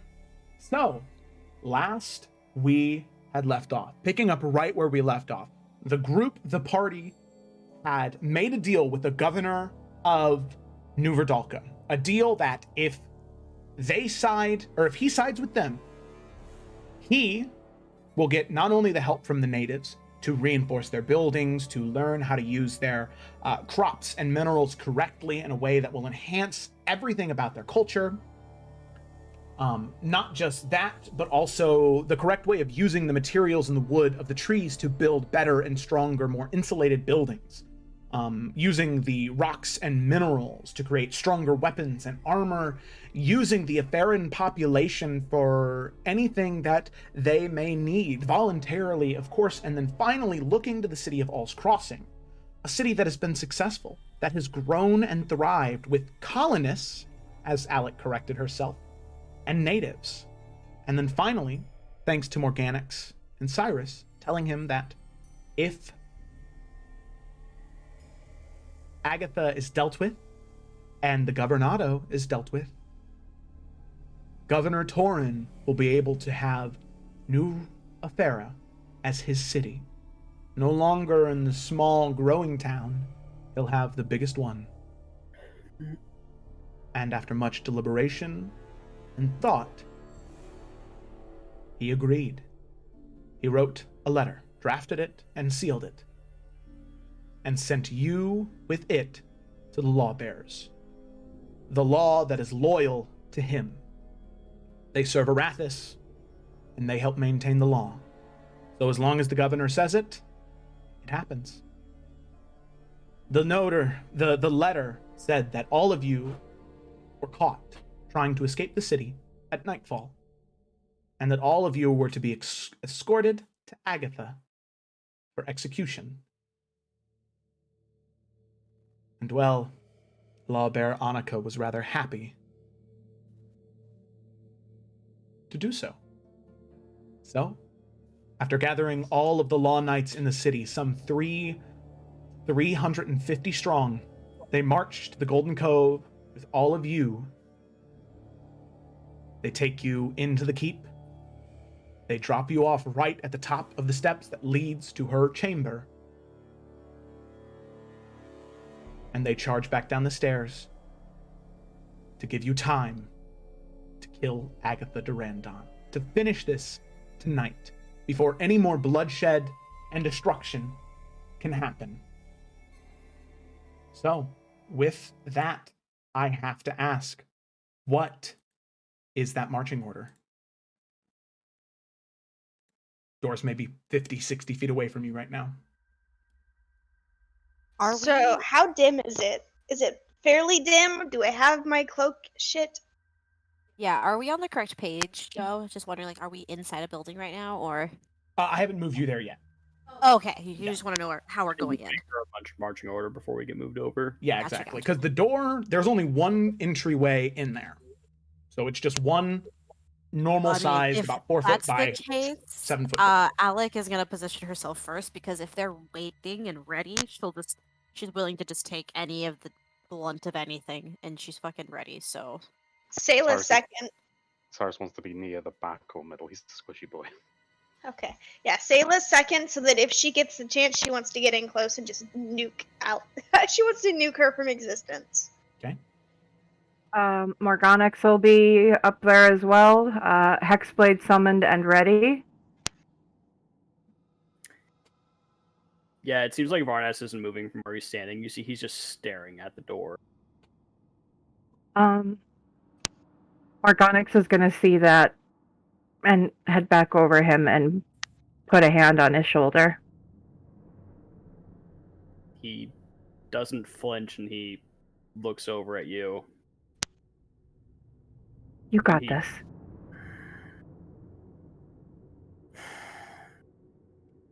You're not alone. He looks to all of you. Just don't listen to what she says. We're not here to talk. Down. Take it. Cyrus will Not slap worried. Varnas on the shoulder and say, "Better get moving if you want to see me fuck myself." And he will draw his sword and he will move up towards the front with Alec. So Cyrus at the back. Alrighty. So that means Varnast and Doggelin are going to be flanking Sayla on both sides. Alec right in the front. Okay. So, with that... I'm mage armored, by the way. Okay, you're mage. Yeah, there you go. Modern Just problems. throwing that out there. Modern solutions. There you go. The second that door opens, I want to do a thing. Okay. So... Is it fair to say that Sayla, like, attuned her blade and did the healing friends shit? yeah. Okay. It only takes a short rest. So Aw. in that time that you're in the place, you definitely could have done that. Sweet. Yeah, she's gonna do that. Let me just real quick pull up Roll20, just that way I can have that referenced. I believe I remember what it does off the top of my head, but I'd rather have it on a person. Oh, wait a second. It's actually in Roll20, but that's okay. I'll just keep it here.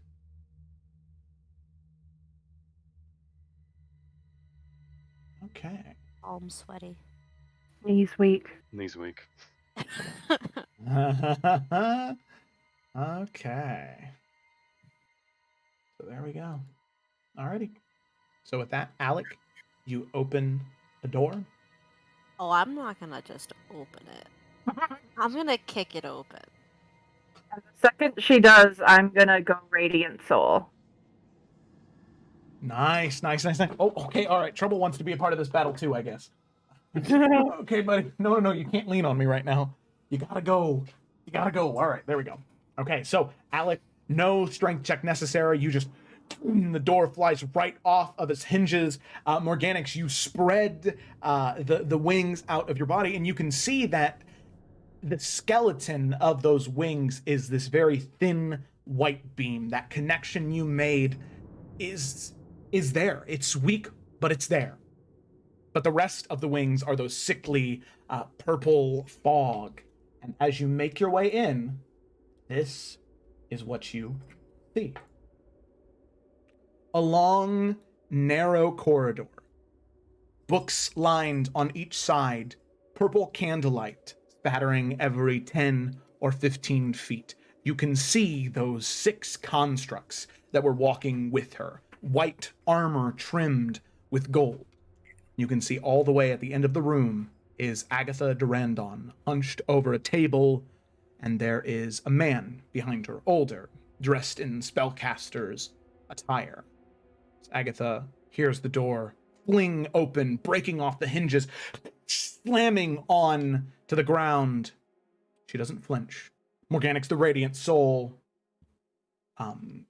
emerges out of your back as you begin to glow white, and that purple fog begins to swirl around you. You can hear her exhale and turn. Eye patch on the one eye. Bright golden enameled armor. A shield in one hand. Plate armor covering her entire body.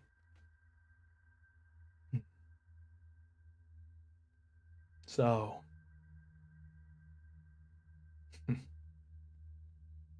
Who would have guessed? Well, no need to talk. Let's just get this over with. And with that, she draws her sword. Mirror image. Mirror image. Alrighty. I will go ahead and allow each one of you, right at the start of combat, before we get into initiative, to move up to your movement speed in any direction you wish. Hey. So this isn't a dash, this is just your movement My speed. fucking movement speed is 65. I hope this bitch knows I'm gonna come eat her fucking heart out. Sorry, that was really aggressive. I apologize. Said 55 or 65? 65.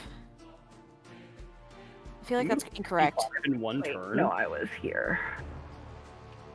I think it should be 55. I don't think it should be 65. Yeah, I think between the high elf, or the wood elf, and the unarmored movement, I think it'd be 55. Yeah, 60 it says 65. I'm gonna adjust that. Okay, yeah. I don't know why it says. Well, that's weird. I don't know why it says that. I don't know either. That's okay. That's okay. You can just keep it Okay, like okay. it is. No. Yeah. I don't want to cheat, so 55. And don't forget to have Dogglin move too. I will. I'll just see how far I can go.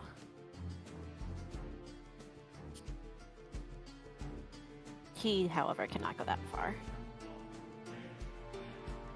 Oh wait, you said half. Move. Sorry. 15 feet here, and 15 feet up in the air.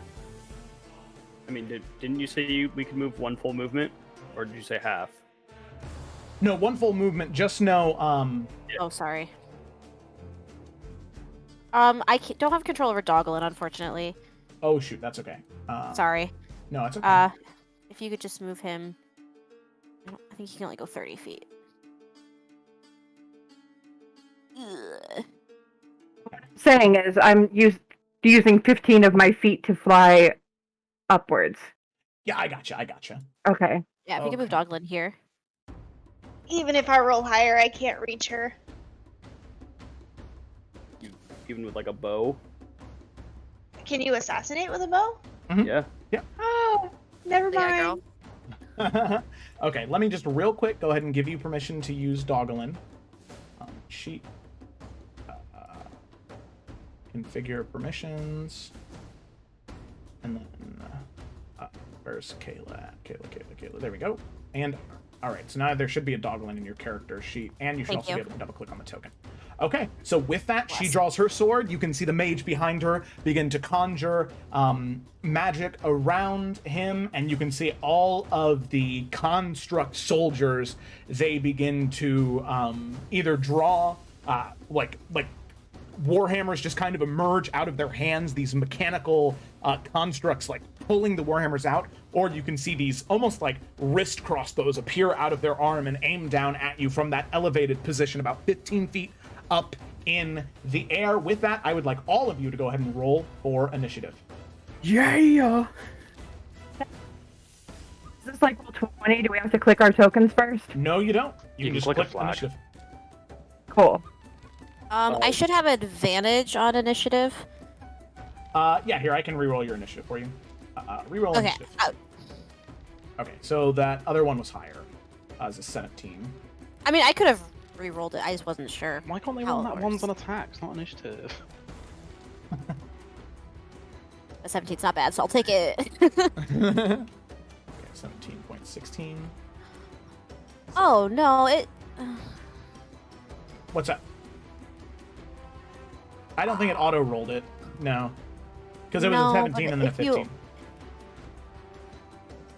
Okay, I don't think that's right. Is Well- it not rolling d20s keeping the highest? Isn't that what KH stands for? Oh, yeah, it is.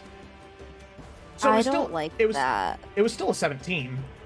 Okay, all right. Sorry, Because you confusion. can Oh, click shut on up. it. Yeah, it was a 3 and a 14. Yeah. Yeah. All good. Yeah, because it like rolled 2 d20s on the screen. It just didn't. Gotcha. Pop those out. Okay. All right. good. Let me zoom out here. That was okay. Alrighty, What they cool. rolled. Found another set of dice that don't like me. Okay. Alrighty, so with that, is everybody on there? Everybody good? Sayla, Warforged. Okay. I believe so. Okay, and then let's see, what was Sayla? Ooh. Oh, wait a second.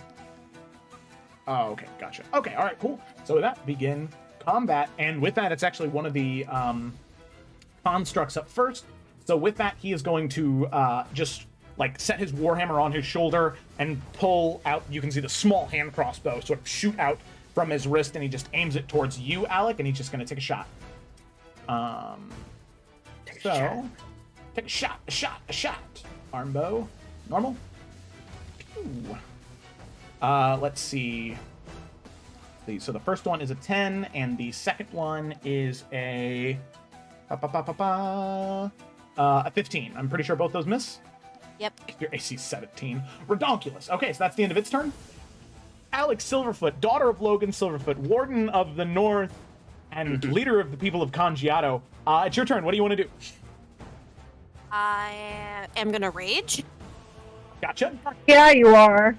Oh wow, running off the map. And I'm going straight after Agatha. Alrighty. Okay. Yeah. Sorry. Raging, I'm gonna take 2 great swords attacks at her. Okay, so you get up. You can see she has a shield in one hand, longsword in the other. 14, she's able to block the longsword out of the way. 23, that is a hit.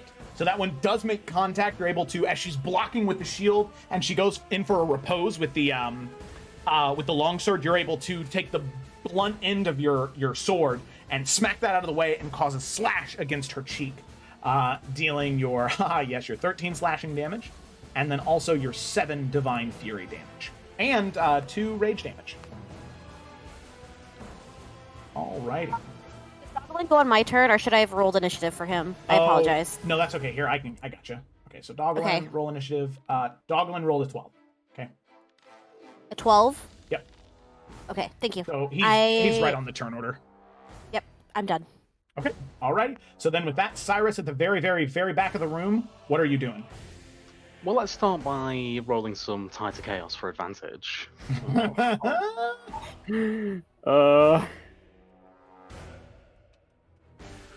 Don't know what that does. It just makes me nervous every time. 13.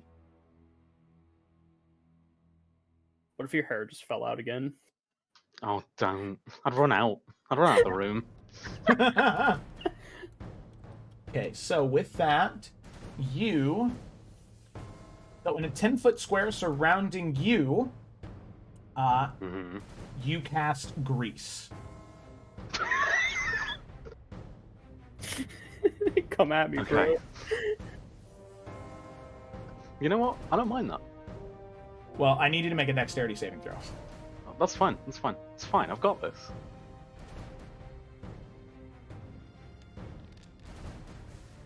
Maybe I don't. Alright. So with that, Cyrus, you are actually knocked prone as you cast Grace on yourself, invoking the Tides of Chaos, and you end up slipping and falling on the grease that is in front of you. And it's also difficult terrain. Okay. Well, can I stand back up? You can, yeah. You can use the other half of your movement to stand, or use Yeah. half of your movement to stand up. Then I do that, and I'm gonna throw a fireball. A fireball, okay. Where are you throwing fireball at? Huh. Well. Right here. Oh, shit! Just avoiding Alec. Okay, so DC 16, dexterity saving throw. Very cool. Oh, I don't know why that. What? I don't know why. Oh, that did God. What? I don't know. No, it rolled it as a crit for some reason. That's weird. Okay, so on dex saves. Okay, so DC 16, dex saving throw. So dex. So that should hit at least one of the warcasters, Agatha, and the caster. But hopefully not Yes. Alec. Agatha. Let me see here something real quick. And freezing temperature of the land. Okay. Saving throw. And then the Wharf, or not the Warforged, the guy right here. Saving throw. Normal. Normal. Okay. So the two fail and take 27 points of fire damage, but Agatha does succeed. And, since that crit is there, I can't, Sorry. No, that's okay. So I can shoot. I have no idea what happened. That's okay. Alrighty, so let's see. 27, 20 divided by 2 is 14 at the round 14. up. Okay. 14. Okay. He will take the full 27 minus 27. And he will take... Woo, man, that's not good for him. Minus 27. Oh my gosh. Okay. Alrighty, so with that, the fireball, you shoot off this small beam of flame that like flies over the spellcaster's head and slams down into the ground and whirls around in flame and completely engulfs the spellcaster and the Warforged. But Agatha, luckily, you see her sword gives off this like dull blue glow, and the flame just almost turns to steam around that blade and seems to dole out some of the pain for her. But that mage is not looking great. So with that, the fireball resolves, the flames disappear, and all of those papers that were on that desk completely engulfed in flame and are burning to a crisp. Okay. So with that, anything else, Cyrus? Nope, because I'll just slip if I move. Okay, so then with that, we come to Varnast. All right, so he's going to move up 30 feet, 5, 10, 20, 25, 30.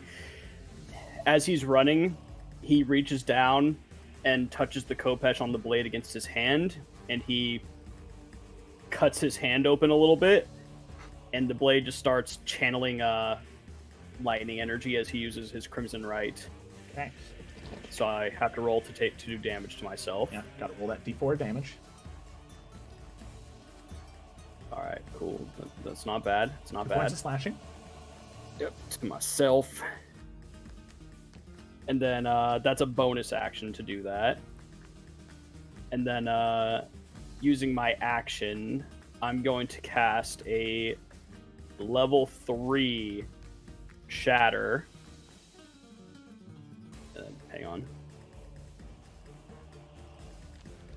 Right there, and ignore the roll because I'm going to use my Channel Divinity to maximize it. Oh my god. Woo! Well, that was still a damn good roll regardless. Yeah, it was a pretty good roll, but I want her dead. Is that 32 then? I want them all dead. Yeah, it's a 32. 32 on a con save. Okay. Alrighty. As there's loud for the whole room, but especially for those 3. Oh god. Okay. So Varnast, as you cast it, you can see the spellcaster seeing you conjure that thunder energy in your hand to detonate it in that area. He just no, and he's gonna cast Counterspell at 3rd level, which just cancels out the spell. Yeah, you can right click on the fist up in the top corner, like right click on it, and that'll pop it up. Didn't block the fireball, Thank but you you. blocked that, you punk. Luckily, you still have your channel. Fireball was divinity. out of range. Yeah. Oh, okay. You're not gonna make me blow it. I appreciate that's nice of you. Yes. Thank yeah. you. Because I'm. Yeah. No problem. All right, cool. Then yeah, that was a movement, action, bonus action. That's it for Nest. Okay. Already cool. So then we come to the. Let's see, the soldier here, the construct. He's going to high priority target, aim for Varnast, and just aim and take 2 shots. And since he is at a height, he does get that extra d6 to the attack. Do it. Not to the damage though. So 1 arm bow, another arm bow. Okay, so that is a 15 and a 22. The 22 hits. Okay, so that's 7 points of piercing damage. Ow. Okay. Alrighty, but that is it. That is the end of his turn. He's. Oh, wait a second. What's your AC? 19. 19. Okay, so he's gonna get that d6 added to the first one. See if that hits. So that is d6. 15. That's just a 2. 17 still misses. Miss. Yep. Alrighty, so with that, that's the end of his turn, and then it comes to Doggerland. the armadillo German Shepherd. What's he doing? Yeah. Or pangolin. So. Pangolin. Oh wow, they're up on a level. He can't get up there, can he? Correct. He cannot. They're about 15 feet up above all of you. That's right. Okay, it's 30.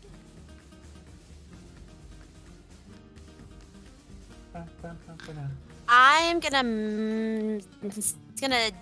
Alec is gonna whistle, and he's going to use his movement and his action to get up here. Okay, so just dashing, going as fast as he possibly can with his. I'm actually gonna put him like right here. Catty corner to you. Okay. Yep, and he's going to growl at this one. As he And lets it that's my out, lets turn. out all the anger. Yep. Okay, that's it for Doglin. Yes. Alrighty, Alec. So as it comes, I'm sorry. Can I ask a stupid question? There's no such thing as a stupid question, but go for it. Why is everything in the chat another language all of a sudden? Or is that just my because screen? you clicked on Doglin, and Doglin doesn't speak any languages. That's fucking hilarious. Yeah. Wow. Okay, I was in the chat and I was like, that looks like gibberish. Got it. End of my turn. Okay. That's really funny. Alrighty. Woo, that's so funny. Alrighty. So with that, we will go ahead and then move to Agatha's turn. So Agatha is going to. For right now, I'm actually going to change that. So that's. There we go. So she is going to. Damn. As it gets to her turn, Doglin only speaks gibberish.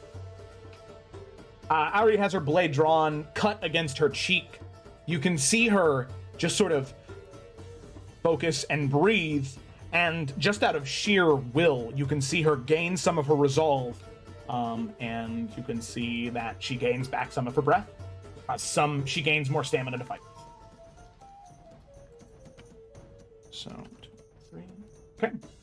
And then she will use her action, and she is going to make 2 Frostbrand longsword attacks against you, Alec.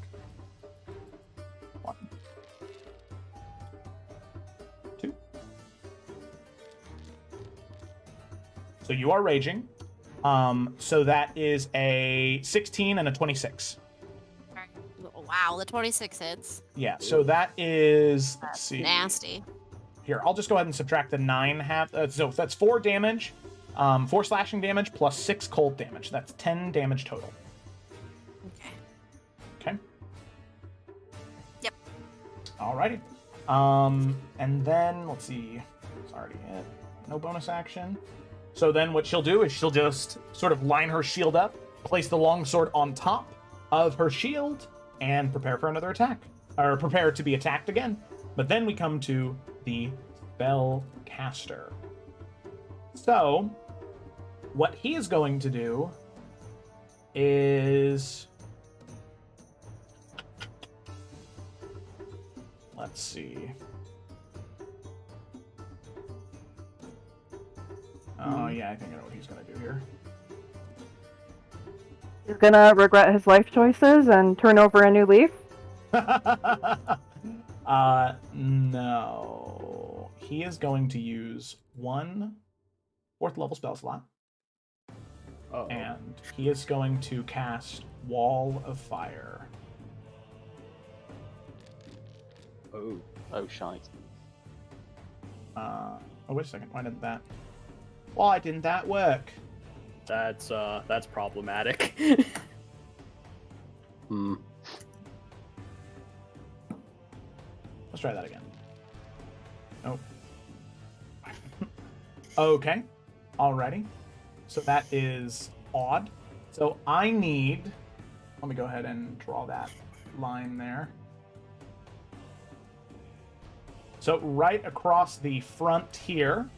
So that would be... Oh, well, that's not exactly correct. It would be Alec and Doglin. I need to make a dexterity saving throw. Uh-oh.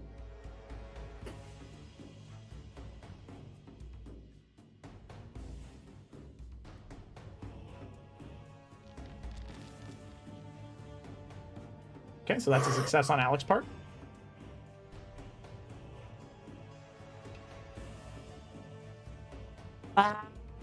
Sorry, I don't see it on Dogglins.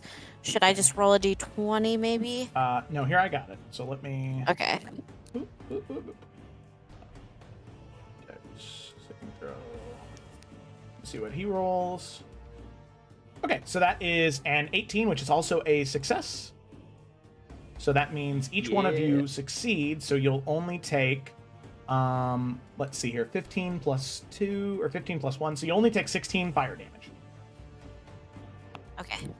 And Dogglin will also take... Here, let me go ahead and get Dogglin's while you're getting yours. Whew, alrighty. But that wall of fire is still crackling.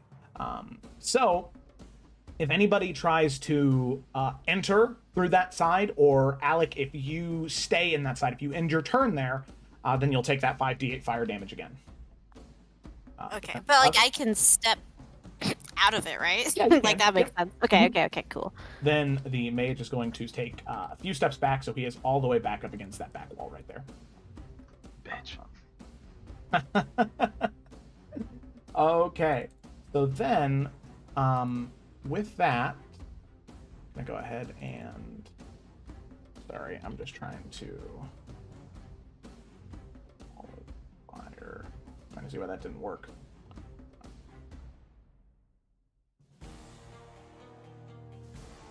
Okay, alrighty, so that is... I'm gonna go ahead and leave that there. Then we come to... After the spellcaster, we come to Sayla's turn. So, Sayla, you can see that wall of fire shoot up in front of your face. What do you want to do? Well, she's definitely not gonna, like, go right up to the fire, but she's gonna kind of come over here. Ish. That should be about 30 feet, right? I think Yeah. I was right. Okay. She's gonna come over here so she's not in range of the guys up top on this side, and she's gonna hopefully have a little bit better vantage on these, because I don't think she can shoot through the flames, correct? No. Yeah, it's Yeah. solid surface within all appears on one She's side of the gonna wall. take aim at this guy with her bow. Okay. Alrighty, go ahead and roll for an attack.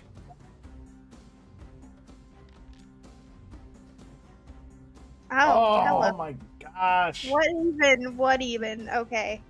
Do you want to use your advantage? Your Christmas advantage? I'm gonna hold off on that until Okay. like I'm using it against a bigger thing. Okay. Alrighty. It's just a minion. I know. Could be a one-shot, one-kill, though. Okay. Alrighty. So then you pull back the arrow, you fire it, and it just flies right past it, and it's not able to make contact. You can tell that although they're covered in this metal, they are rather quick, as it's just able to quickly sidestep out of the way before that arrow is able to make contact. Okay, so then we come to this one right here, who's actually going to shoot at you, Morganix. Oh, cool. 2 arm bow attacks. So there's 1 normal and normal. Okay, so that is a 14 and a 22. I believe the The 14 does not hit. It is a charge off of my shield, though. Look at that! Alrighty. So with that, then you only take 6 points of piercing damage. Alrighty, and actually with that, it is your turn. How high are the ceilings in here? The ceiling is about 60 feet. 60 feet? Cool. Mhm. Looking between Cyrus and Varnast, are we taking these things too, or do we just focus on her? I can't get Leave through it. the wall. Focus on who we can. Cool. Gonna fly up another... Oh, yeah, you're cutting out there a little bit. I heard you say I'm gonna fly up on the... Fly a little bit more over here, but another until I'm about, say, 30 feet in the air. Gotcha, so that way you'll have the height advantage on them, okay? And I'm gonna Eldritch Blast him. Heck yeah. Okay. So, and then if that is a miss, you will get the extra d6 on that. So go ahead and roll that extra d6 for the attack. There we go. Boom. Yes. There we go. Okay, unnatural 20. That is a hit. You were hitting this one, right? Yeah. Okay. Alrighty. So that's 6 points of force damage. That does have your. That doesn't have your thing on it. I'll have to add that. So that should be So an it's extra 10 total. 10 total. Okay. But I get 2 blasts, so I'm going to do it again. Okay. And, ooh, same thing. Another 10 points of damage. Hell yeah. Okay, so with that. Sorry to interrupt. Doesn't your first class also get the Divine Soul 7 damage added to it? Yeah, Yes, I it does. can do that, I think, once a turn. Let me see. Oh, Let me hell yeah, reread man. it. I'm pretty sure. It's way up here. I was going to add it. I think it's once a turn, not once an attack. I have to... Oh my god, where is it? I've been scrolling forever. I found it. Once per turn, you can have one attack or spell deal +7. Okay, then yeah, the second one will be that +7. Ooh, holy shit. Radiant. Alright, goddamn. You can see that as you're shooting at it, the 2 different Eldritch Blasts, and then that final Eldritch Blast, that sickly purple energy is changed from sickly purple to white-hot radiant energy. And as that second one hits, you can see the amount of damage you're doing to it. It does indeed slam in so hard that it ends up knocking some of those plates off. So as these creatures get below health, their AC drops. Alright, I'm liking this. So they are much easier to hit now. Fabulous. Alright, so you're floating in the air 15 feet above them. Anything else? I don't think I have anything I can do as a bonus action. Okay, alrighty. So you just float Not above. that I want to blow yet, anyway. Okay, gotcha. Alrighty, so you float above everyone, and... Oh, are you Hexblades cursing somebody, or...? Oh, no, I was trying to read it. Oh, Sorry. No, you're good. Okay, so then we come to actually the Warforged, or the construct right here is going to take a shot at... Really can... Actually, you know, it's going to run up here. Sorry, Joe, this is a bonus action. Can I Hexblade curse the one that I'm fighting? Yeah, sure. Just to get those points in somewhere? Sorry, I didn't realize that was a bonus. No, that's okay. Alright, Hexblade's cursed. He is. Sorry. So then you get an extra... You get like an extra thing to... When he dies, I get temporary hit points, and a 19 counts as a critical hit. You also deal... And I get bonus to damage rolls, but I didn't do it first, so that'll be next round. Okay, alright. Sounds good. Alright. Just to make it easier. I'm sorry. No, you're good, you're good, you're good. It's all love. Okay, so this one's going to run up here to the wall of flame, and it's going to strike down with a Warhammer at Alec. It's going to be 2 Warhammer strikes at Alec. Good thing you're a barbarian. Oh, but that's a 14 and a 16. Both of those are... Damn, and that was good damage on the first one. Okay, so with that, Alec, even though you are wreathed in flame right now, you look like an absolute, like, goddess of destruction. Like your sword giving off this cold energy, causing steam around the wall of flame as you're just being broiled right now. Fem Kratos, exactly, just screaming, Zoo! Or screaming Agatha. You can see the Warhammer like try and slam into you. You just block one, and as the other one comes around, you just grab the Warhammer's haft with your arm and just slam it off to the side as the construct, just no emotion, just returns, but is unable to get in another swipe. So then we come to this one right over here, who's going to take a shot at Varnast. Gonna go ahead and take 2 armbow shots. 1. Can it shoot through the flame? No, it's not shooting through the flame. It's this one right here. Behind the flame wall. So that's a 14 and an unnatural 20. 1 hits. And that is 4 points of piercing damage on the unnatural 20. Okay. Okay, and then we come to the last one in the turn order, which is going to take a shot at... Can't really get a good line of sight on Sayla or Cyrus, so it's going to go ahead and take a shot at Morganix, but will not get that extra d6. So normal and normal. So Morganix, that is an 11 and a 21. So the 21 will hit, and that'll be 7 points of piercing damage. Okay. So then with that, we come back up to the top of the turn order, and we come up to this one right here, who's going to walk over to flank Agatha on her other side, and is going to go ahead and take 2 Warhammer strikes at Alec. So let's see what happens here. Normal. And normal.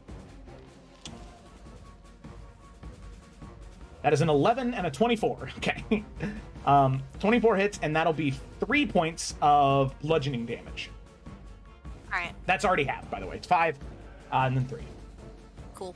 Alrighty. So the Warhammer slams down the first time, and once again, you grab it and throw it off to the side. But the second time that it comes around with that momentum, you're unable to block, and it ends up slamming right into your arm. But luckily, the anger and the flame around you, you are just high on adrenaline right now. And although you feel that there might have been a bone that snaps in your arm, you muscle through the pain because it doesn't even matter to you. And with that, it is your turn. What you doing? All right, question. Mhm. I can't step behind me to exit the wall of fire? You can, yeah. Okay, what do I have to do to grab Agatha and put her in the fire with me? Oh, shit! Oh, shit! I don't know what I have to do to make it happen, but I want it to happen. Like, can I sacrifice one of my attacks for that? It would be your attack action to grapple her, and then you could, if you succeed in the grapple check, you could pull her for half your movement speed, which would be 25 feet. Sure, I'll do it. Okay, all right. Yes. I have advantage on that because I'm Athletics? raging. Okay, go ahead and make an athletics check, and she will also make an athletics check as well. Ooh, man.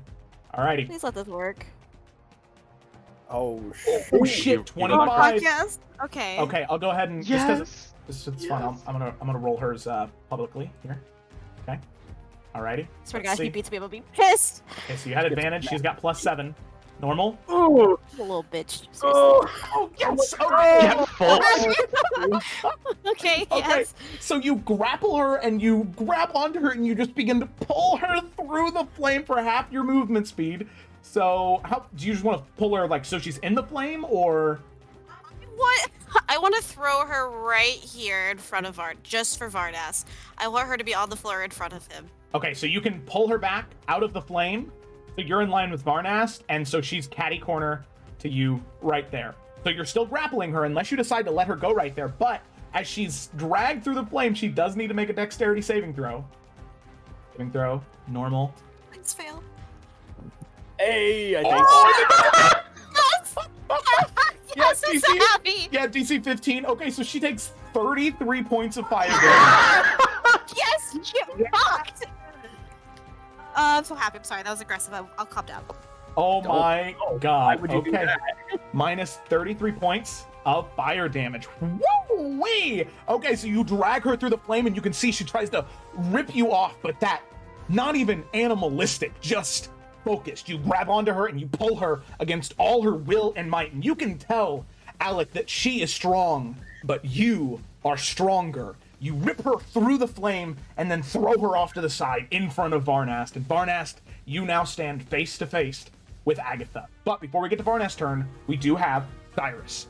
So, Cyrus, all the way at the back of the room, standing in your own grease. What are you doing? Forgot about that. God. Well, you remember how it's bad if I push myself? Yeah. What happens if I try and invoke those tides of chaos again, my guy? I'm going to ask you to roll 2 D100s if you do. Well, that's fine by me, my guy. I'll do it separately. And Cyrus will shout out, sorry, this might not work! Oh God. What? Okay, roll the first one. Roll. Okay, all right. So we got a 17 and then a 68. Oh my god. What is it? 17? It's Bernard coming for a visit. Oh my god. It's Oh like my god, don't. You have like Terminator pulling her through the flames, and then the first thing you see, Morganix elevated in the air, Sayla tucking behind one of those pillars. You can see just a beard begin to grow out of Cyrus's face, but it's not a beard of normal human hair, it's a beard of feathers that begin to shoot out of his face. And Cyrus, I need you to make a Constitution saving throw. Oh shit, okay. Oh, please. Easy. You I drink resist too the much urge. for this. Yeah, you resist the urge to sneeze, so the feathers stay. Oh! Okay, and then 68. Oh my god.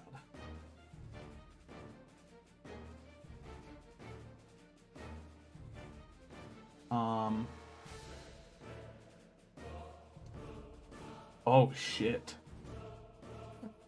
Okay.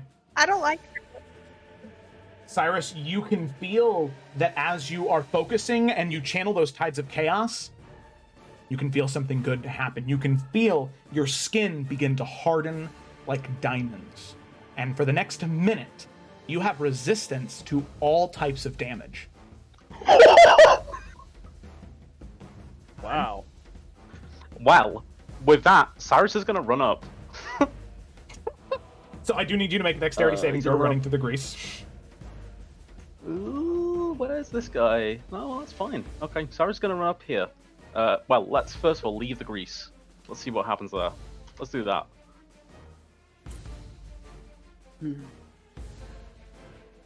And yeah, he's gonna twin 2 chaos bolts. Make that dex saving throw first. As you're running through the grease. It's fine. It's easy. Skin made of literal diamonds now. It's not easy, but do slip and fall in the grease though. That's fine. He gets back up where he is, but he can't move further. That's okay. with his beard of feathers, he says, "I'm fine." And he's going to throw the first chaos bolt at Agatha. Oh god. Okay. All right. You twin chaos bolt. The first one goes to her. Cast that at 3rd level. What element are you doing? Oh wait, never mind. That's right. This is the random one. Yeah. Yeah. Okay. So 25. And that will be, which element is that? Bear with me. No, you're good. So 1 or a 3. That will be some acid, if you don't mind. Alrighty. So that is, there you go, 7 plus 5, 13 points of acid damage. She, okay, yeah. 158. Okay, yeah. Okay. And then my other twin chaos bolt is going at the spellcaster, and he'll say, "Counter this, you fucking debutante!" Oh, I don't think you can see him through the wall of fire. Can I not? I don't believe so. I think it's opaque. Shit. Fire. Let me just look it up real quick. I think that's right, but on one side of the wall, the other side of the wall deals no damage. The wall appears to each creature, must make a dex saving throw, half as much. 1 foot thick, ringed, 20 feet high. The wall is opaque and lasts for the duration. So I believe opaque means you can't see through it. Well, that's fine. I'll do it on this guy then. No, yeah, not being able to see it through it, not transparent. Oh wait, which? Oh gosh! Somebody scream In that just case, freak out. Oh. Yeah, up the upper right Warforged, leveled up here. Oh, sorry, my screen just did a funky thing. I don't know what's happening. Oh gosh. Went crazy earlier and I had to restart and come back in. That's what I'm doing right now. yeah, it says you're not listed among the players. Okay, there we go. There we go. All right. We're good now. We're good. Okay. All right. Sorry. This guy. Okay. Alrighty. Go ahead and roll the attack for that one. Since it's twin, that's also advantage. Oh wow, that's a lot of damage. So 1 or 6. So acid or poison. That's gonna be acid. That's a good call. Yeah. Okay, alrighty, so there we go. Oh, man, alright, so close. As you throw the other Chaos Bolt up towards him, that swirling of colors and magics ends up slamming into the armor, and you can see that it just begin to corrode away at the metal. Not enough to knock some of those metal plates loose, but still enough to do quite a bit of damage. Okay. So, I'm gonna drag that over there. Alrighty, very cool. So, let's go ahead and move on then. Unless there was anything else, Cyrus, or was that it? Nah, that's it. I'm cool. Okay, so then we come to Varnast. Seeing the Chaos Bolts fly, one of acid slamming directly into Agatha. It is your turn. What are you doing? Question. Yes. If Agatha was pushed into the wall of fire again, would she take more damage or not? If she's literally in the line where the wall is. Enters the wall for the first time or ends its turn there. The other side of the wall deals no damage. I guess. Prison. I mean, Mollifier is one of those spells that always confused me because I feel like if you throw her back on the line, I feel like that would like redo the damage, but I guess I don't know. No, it's because one side of the wall doesn't deal any damage, but the other side does. So you would need to push her all the way through in order to deal that damage. Which would end up, well, I guess it wouldn't deal damage to yourself. Well, yeah, we'll say if you push her back into the line, that'll deal more damage to her. All right, cool. Then I have a plan. Okay. So for my bonus action, Vornas just like gives this big old, just like shout war cry, and he casts Spirit Shroud on himself. Don't ignore the D8s. I don't know why they're doing. Okay. Yeah, because it's only supposed to do damage when I hit a creature, so ignore the fact that it rolled that. That's strange. Oh, okay, gotcha. But yeah, so basically, if I hit someone, I can roll an extra D8 of damage, and I'll be doing cold just because I'm a salty boy. All right.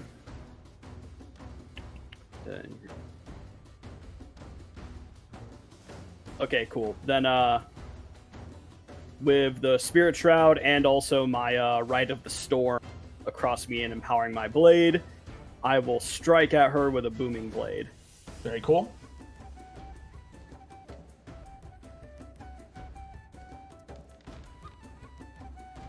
Okay, 15. I'm gonna use my inspiration to re-roll. Let's see. Because she's in front of me, right? She's not on the ground. She's not prone or anything. No. She's just in front of you. Let's try one more time. Damn it. Damn. I feel your pain. That could have been so cool, but of course the dice didn't let me. Okay. Oh, God, I'm sorry. Alrighty. No, so, with that, you bring up the blade, the cold energy and that thunder energy swirling around it. You go to bring it down, and she throws up her shield and blocks it and says, "You will always be useless." And with that, anything else, Varnast? Nope. Got a backup plan, but I can't do anything right now, so that'll be it. Alrighty. So we come to Warforged right here, who is going to, let's see, take a shot at Morganix, who, well, yeah, she's going to go for you again, Varnast, right? Going to just try and, okay. Yeah, it's just going to try and, knowing, like I said, the high priority target. So first attack, second attack with the arm bow. Oh, God, 13 and an 8. Both those miss. Both the arrows just slam down into the ground near your feet, but it is unable to land those hits. With that, it is Doglin's turn. Actually, we'll come back to Doglin. Kayla said she was having some computer issues. No, sorry, my computer just randomly shut off, but I'm back, I think. Oh, you're back. Oh, yeah. Yeah. That was worked out weird. perfectly. Shit. Okay, sorry. VTT won't let me log in as me for some reason. Oh, weird. Oh, That's it's what it was 'cause you're doing still with me there. earlier. Here, let me. I can kick you. Okay. Sorry. I don't know what just Fine. happened. No, yeah, you're good. You're Program good. No, my whole computer just shut off randomly. Super weird. Yeah. Okay. So you should be able to. I just kicked you, so hopefully it should be able to allow you back in there. Wowzers. Sorry. Fuck. No, it's not. It won't let me select myself. Oh yeah, because there you are back again. Big player. There I am, back again. JD's back. Tell a friend. Sorry. You're fine. No, it's okay. It's so weird that you're okay. I think I know what I have to do. Damn, I have But to do shut you have the. the strength to do it? I guess I have to. So I actually need to shut the server down, so that way it'll kick everybody. Oh, Stop the sorry. server. It's okay. Start the server. I don't know why my computer decided to just turn off. So inconvenient, Kayla. Yeah. I was trying to hurry to see if it would I could get back before No, anyone it's noticed. fine. But of course, it's being a bitch and won't let me back in. Because see, the thing I don't want to do is I don't want to ban you because I feel like that would not be good. Please no. Damn. That's harsh. Okay, I can select my name now. Okay, good. Yeah. Wow. That was a load of bullshit. Oh, wow. So do I need to restart? Or... No.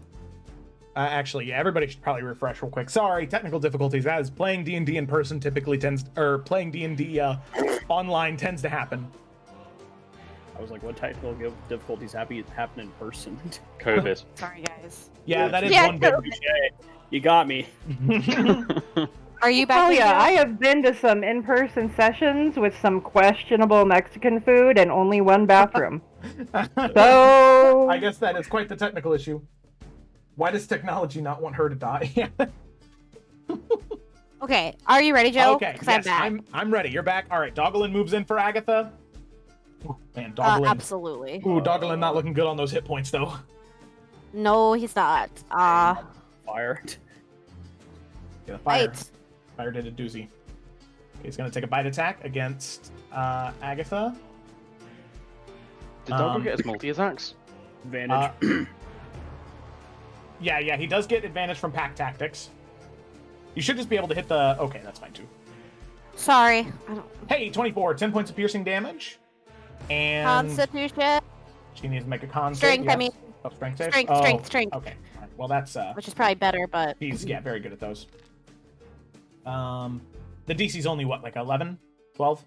Yeah. Okay, so that's 15. She succeeds. Doggelin bites at her leg and is able to tear some of the metal. Oh, well. Let's see, what side would that be? Okay, that's her right leg. Doesn't matter. It'd be her So- right leg. Yeah. So right leg bites into it, trying to tear us, and she ends up like kicking Doggelin away. And so she's not able to be knocked from that. Doggelin tries though. He does his best. Mm-hmm. Okay. Alrighty, so she still does take the 10 points of damage. And no, I thought you went aggressive. Because the defensive one was him being able to... I remembered it being multi-attack, but... I'll multi-attack. Alright. I just don't think, because the defensive one was, and then it's still with advantage. Didn't matter. It's with advantage. Okay. Pack tactics, yeah. That I would be think I did advantage too. anyway, yeah. It's been a long time since Doggelin has been in a fight with me. Hit, 21 hits. Another strength saving throw. Strength saving throw plus 9. You bite that bum leg. That is another, let's see, that's a 14, so that's a success, but still 7 points of piercing damage. Nothing to scoff at. Okay. All right, his turn's done. I'm sorry, guys. I just completely destroyed the flow. No, it's okay. It's okay. Alrighty, so with that... You sure you want Doggelin staying there? Thanks, Brian. I appreciate you. I don't, but he's already here, so she'll Attack get of attack of opportunity. opportunity on him. So, Well, I which guess is we'll fine. go with Actually, that, you know what? fire. Yeah, that already gets cooked. He's fine. He's fine. Okay. Alright, so with that, we come to Agatha. So on Agatha... Actually, you know what? I have not been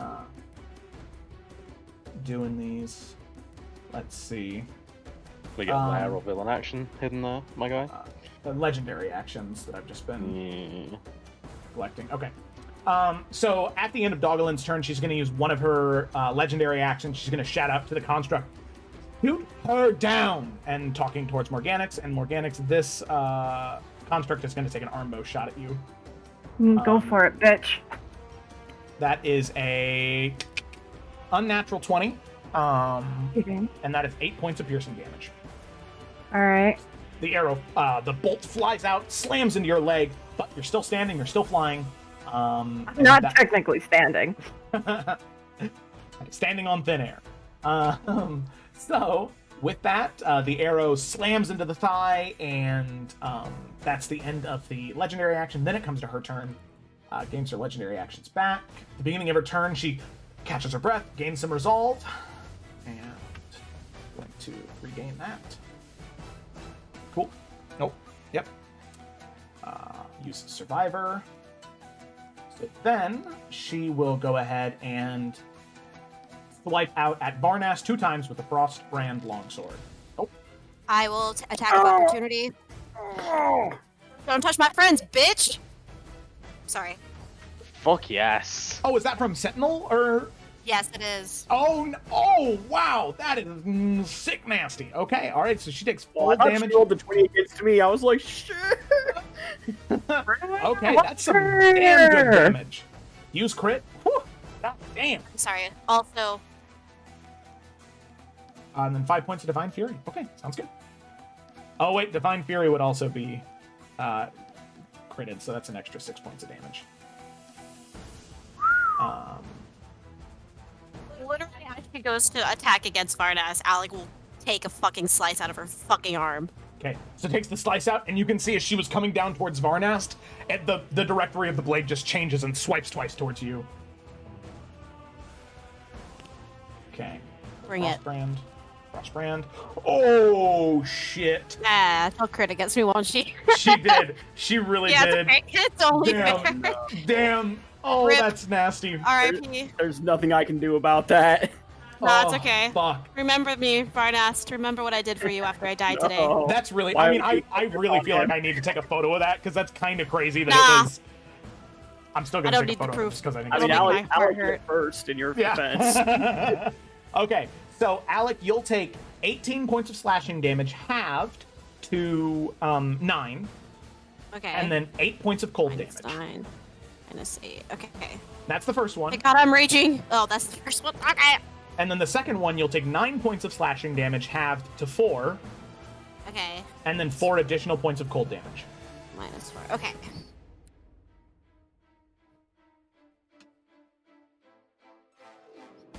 Okay, alrighty. Now the nice thing about that grapple is that she couldn't use Indomitable on that. I just thought of that. So that's a big goof. Okay. Oh, ouch. Oof. Owie. Okay. So that is the end of Agatha's turn, and then we come to the mage here, all the way in the back of the room.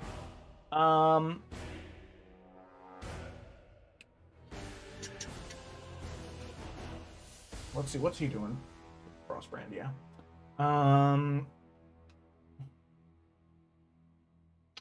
Oh, you know what? All the fire's really killing him there.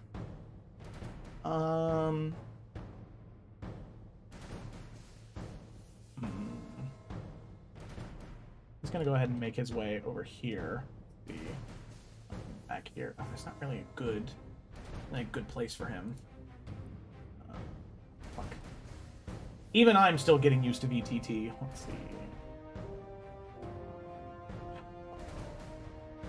30. No, that's just not great. Okay, he's gonna come over here.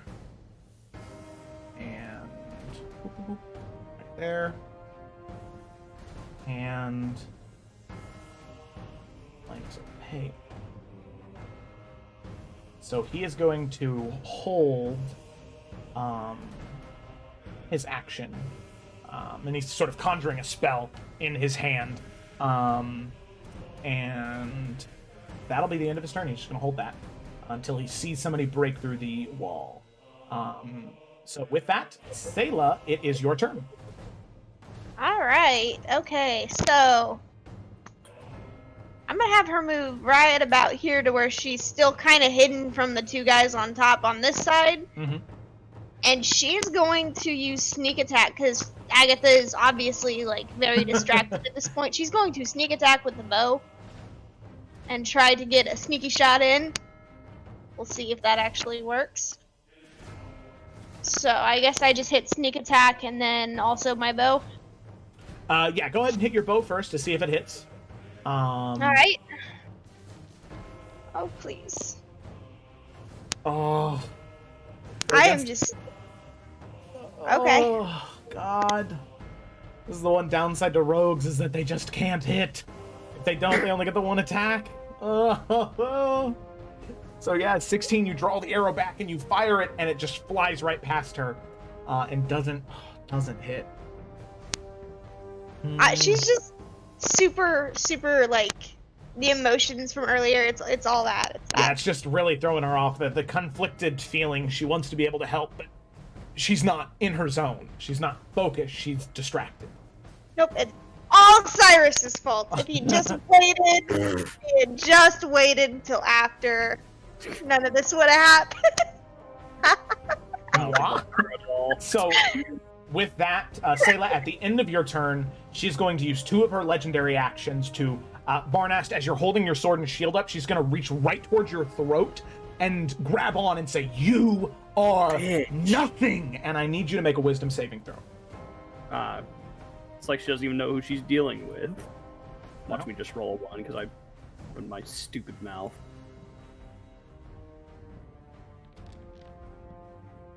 Ooh, that was close.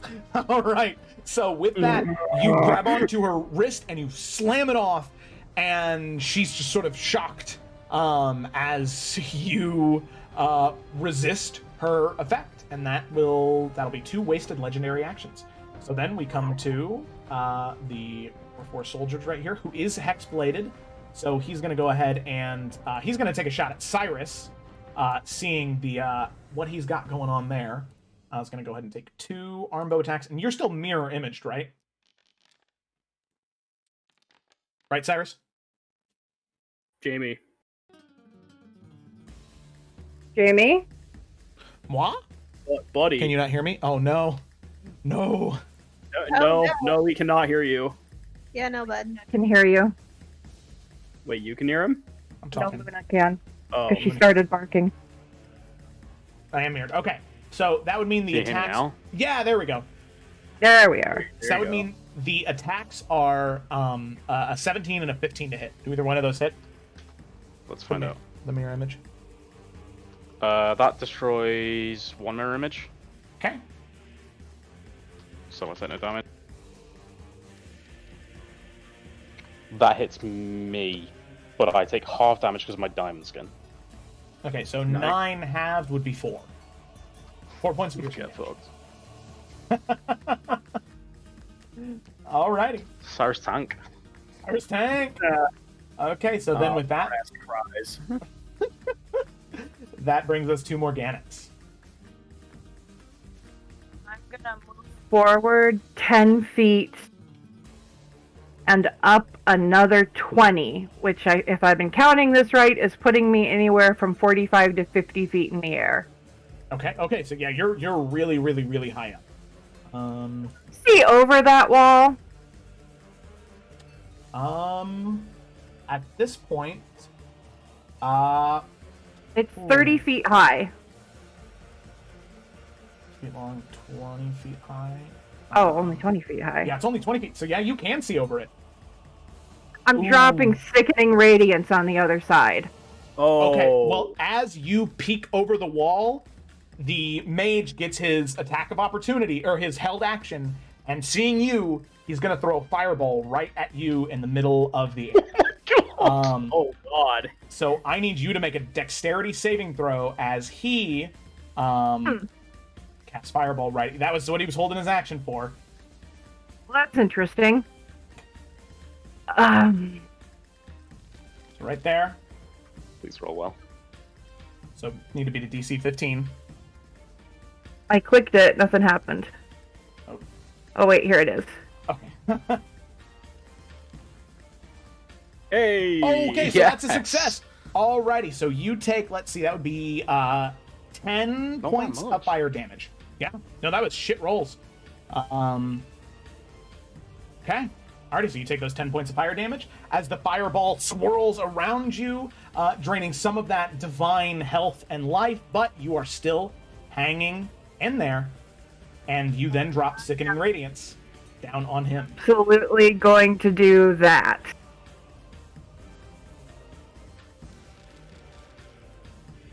Back here. As far back as I can put it. Okay. Hoo, ha! Oh god, Oh, okay. no. No, sorry. Is that... It's... Oh, okay, sorry. That... Wow. That did a bad thing. Okay. I didn't realize that what it was attached to my mouse. That's probably not where I would have put it, but... Yeah, no, if you were putting it back as far as possible, it would be back here. So, Oh, thank God. Yeah, like that. Varnast, let's see, who... Okay, yeah, because it auto-rolled the saves. Oh, man, okay. So, Varnast, you can gain back... Let's see, oh, gosh. Here, I can restore it easily. Wait, did I take damage? Yeah, you did. Because God! Because it auto-rolled the damage. It auto-subtracted the damage if you failed. So, Oh shit! so Varnast, Yeah, I thought you we were gain cool. 31? 16 HP. Sorry. No, you saved. You saved. I Yeah, was that killed, that not killed at Dogwood. 20 HP. Wait, what? So, I was uh, not at 20 HP. What happened? I think Doglin was at like That was really weird. I'm sorry. 20. No, it just auto-rolled the saves for them, which, makes my life a little easier when it comes to certain things, but... Okay, so Agatha saved, that failed, Mage failed, and then Alec was not in the range. So, Varnast, yeah, you can just put your... That said you saved, though. That's kind of odd. As a bonus action, I'm gonna chug a potion. Okay, so then, Varnast, you can go ahead and... Whatever you were at before... It was like 30-something. Yeah. I mean, if I saved from Sickening Radiance, I shouldn't have taken any damage. I don't know why I put... Or I should not be that low. So Sickening Radiance is impossible for a creature. Gives away any exhaustion. Oh yeah, that's right, because it's not a save or half. It is a... Oh, Trouble, are you okay? Yeah, because it's a really powerful spell. I don't know why it took away life from me. I don't know what happened. Because it, like I said, it placed the template, and then it said, okay, you're within that range, so you're automatically going to roll a save, and if you fail or succeed, you're going to take half or full damage. Like, it automatically did it for you. I remember I hadn't quite been bloodied yet, so I'm going to put myself back at 33, because I remember I was really close to being bloodied. Okay, all right, sounds good. But it did it for the Agatha and the war. Okay, so that's actually good. So the wall of fire does drop, because the mage is dead. That was enough to kill him, and then also, so is this construct right here from that radiant damage. That was definitely enough for that. I'm going to spread that 30. Hey, I helped. Spread out around corners and last until the spell ends. Oh, so it just stays there. Okay, alrighty. Sounds good to me. So those two are dead, but luckily that Warforged succeeds, and well, I guess Agatha wouldn't have been affected. So she should also get some health back. Okay, there we go. Okay, all right, we're good. We are back to normal. So spell taking place. I did my potion as a bonus action. I'm good. Okay, alrighty, sounds good. So then we come to next up is one of the dead Warforged, and then the constructs. Then we come to this one right here. Who, seeing that, is going to go ahead and take 2 shots at you, Morganix. 1, 2, let's see. 21 and a 7. 21 will hit. Oh, okay, and then that's 9 points of piercing damage. 9 points of what? Piercing damage. Okay. Oh, I guess that's not a big deal. He said radiant at first, and I'm like, well, that's weird, but I have resistance. No, yeah, 9 piercing damage. Sorry, my bad. Cool. Is Sickening Radiance concentration? Let me check.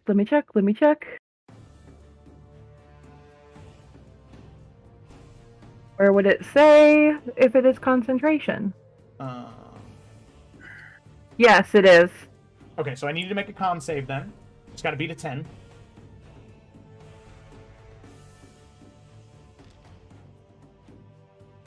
Hey. Ooh, okay. All right, so you maintain concentration on it.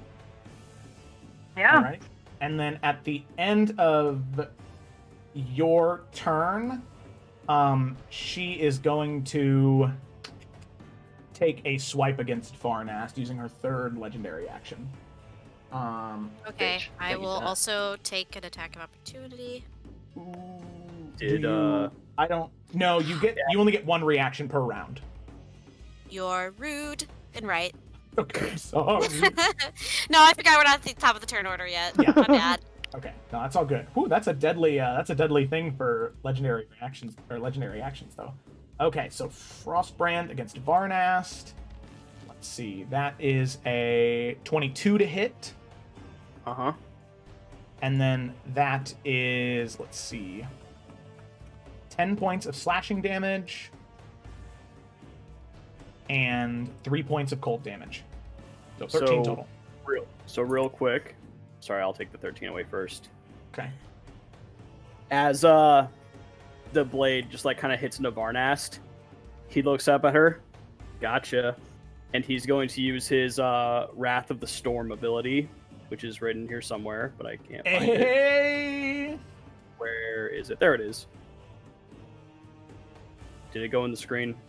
I don't think it did. Oh, there it is. Sorry, new system. That's okay. There we go. Oh, it didn't roll the damage. Each creature within 5 feet of you that you can see hits you with an attack. You can cause them to make a dexterity saving throw.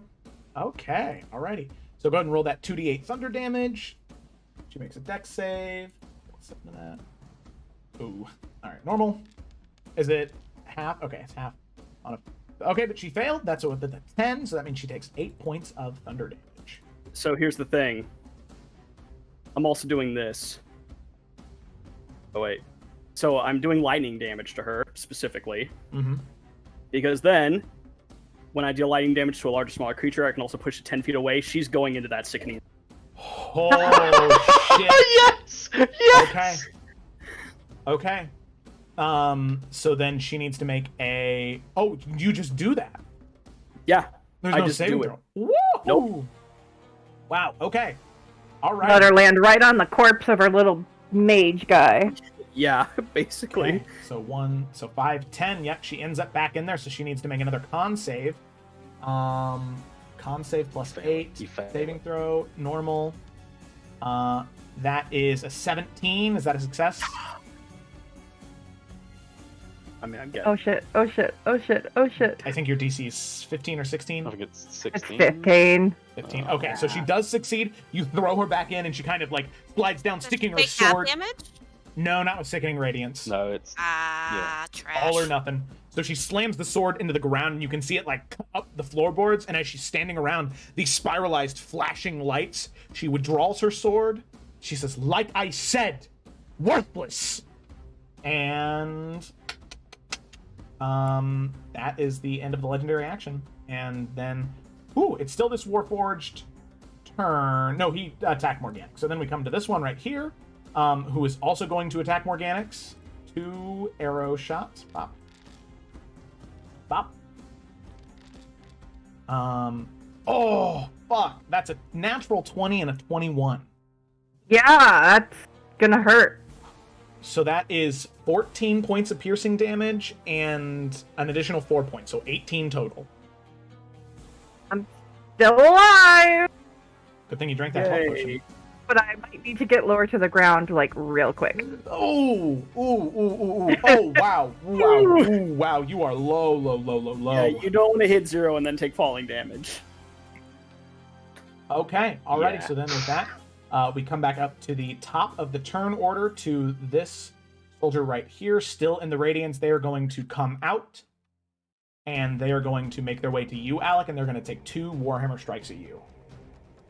Okay. So the Sentinel is just on other allies, right?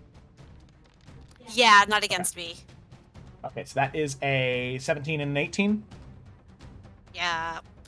Well, Sorry, can I does it interject match? real quick? Yes. Sorry, just with Sickening Radiance, if the creature starts its turns in there, it has to make the saving throw again. Oh, Yeah. okay. All right. That's good thing. Okay, so con save, saving throw, DC 15. Let's see. That's a 14 plus 3, 17. So it does succeed. Worth a shot. No, that's good. So then, Alec, both of those attacks will hit. Yeah, if my armor class is 17 and it does the 17, it hits, Yeah. right? Yeah, favor of the swinger. Yep. Okay, so that is 20 halved to 10. For both? No, just for the one. So it did 11 and 9, Oh, combined wow. to 20. With that, as both the Warhammer strikes slam down, you're able to absorb the brunt of the damage, but you still take 10 points of bludgeoning damage. This isn't looking great. Okay. With that, it's your turn.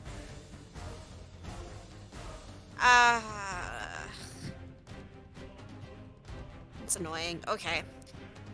How does this one in front of me look? Not great. Oh, Yeah, actually, at this point, because of the damage that was done to it from Sickening Radiance, parts of its armor have started to fall off, so it is easier to hit as well. Okay, I attack it. Destroy it, Isildur! I don't attack it. Okay, that first one. Maybe? Actually, that first one does hit. Okay, I'm not bad. So for 20, and then... Okay, so with that, that is actually enough. With that 20, and then that Divine Fury damage is enough to kill her dead. Okay, I Flash have down to into it, take cutting- a healing potion. Yeah, cutting down into it, you are able to, like, chop the... Like, with your blade, able to cut through the metal until eventually it snaps in half and crumbles down to the ground. So then you use a bonus action to take a health potion and recover 15 points of health. Oh my god. Alright, I'll do that math in a second, because math. Where is Agatha? Right here? She's I in think the she's Sickening right. Radiance. She's right under that corpse for some reason. Oh, yeah, here, let me... I will just stay right where I am. Okay. Yeah, because you would end up entering the Sickening Radiance if you went Yeah. after her. Yeah, okay. That's it. Okay, alrighty. With that, Cyrus, it's your turn. I'm gonna move up here. Where to get there? That wall of flame is gone, yeah? Correct, yeah. Cool. What happens when you mix a fireball of Sickening Radiance? Fuck it, don't know, let's find out.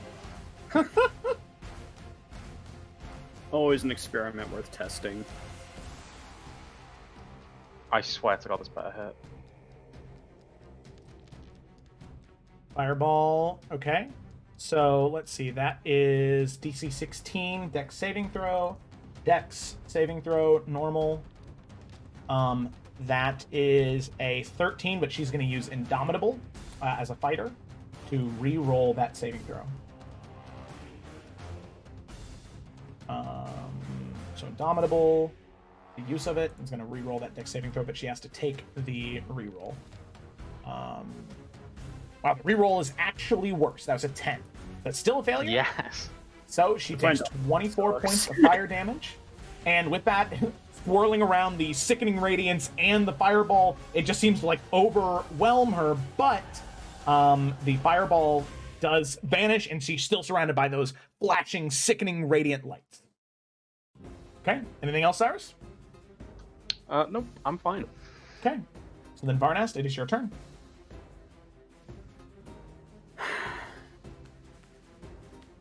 He will, Sorry, just checking one thing. Creator Healing Potions, the 44? Correct. Plus 4? 44 plus Correct. 4.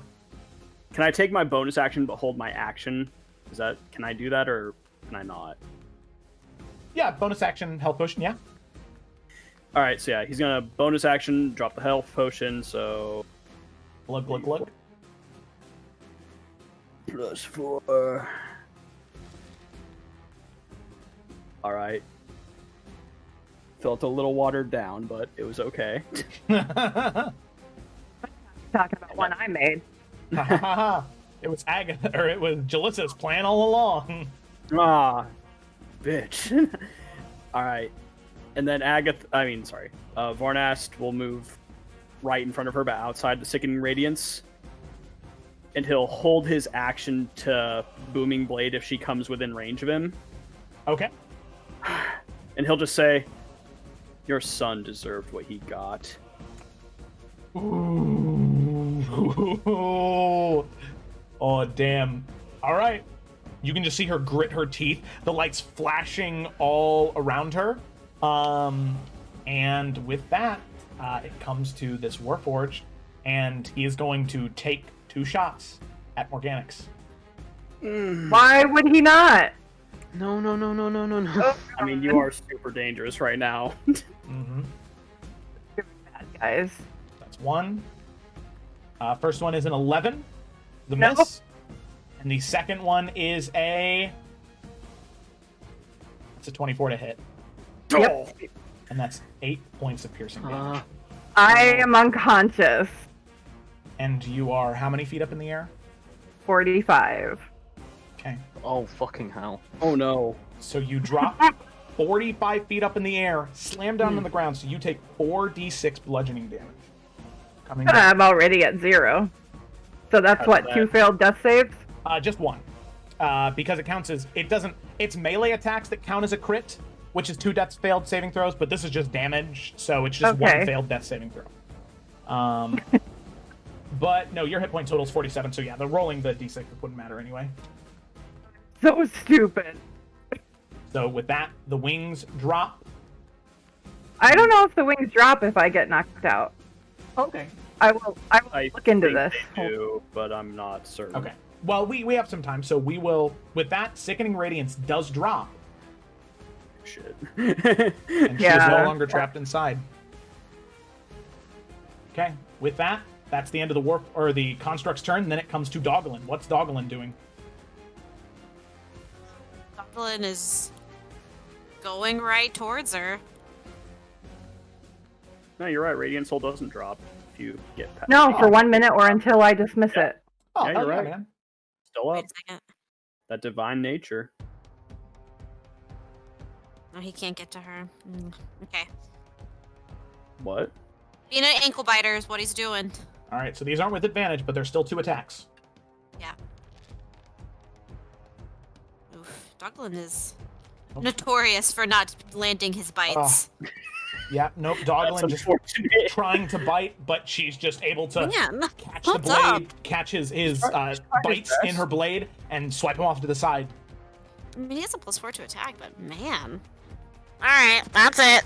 They actually have +6 to attack, but yeah, it's just Poor low baby. rolls. Low rolls. Alright, Um, that's okay. Alrighty, so with that, it is Agatha's turn. And seeing this dog bite at her, Don't Oh, fucking no. dare. Don't you fucking dare. I just talked mad smack about her son. No. No. I swear to God, if she kills Doggo, it's fucking over. I hope you know I'm gonna eat her fucking heart right here and right now.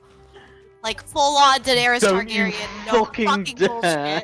bullshit. Joe, do what Agatha would do. Do what Agatha would do. Don't listen to us. Do what Agatha would and do. I'm Keep her telling you, character true. as I am a kind person, Doglin, he's one of you. He's a people, right? He's a people. He's a people. So he will still, even if he goes unconscious, I will let him have death saving throws because of the bond he's formed with Al. All right? But she is gonna definitely swing at the dog because it's pissing her off. Yeah, that's fair. Yeah. It only makes sense. Okay, that is a fuck. That's a natural 20. You're not Doglin. 20. You're a Oh! Are you fucking bitch. kidding me? I love you, She rolled Joe. like 3 of these. She's so Mm. strong. So with the crit, that is enough to drop Doglin unconscious. Alright. It So- doesn't put him in negative, does I it? would like to super mega rage.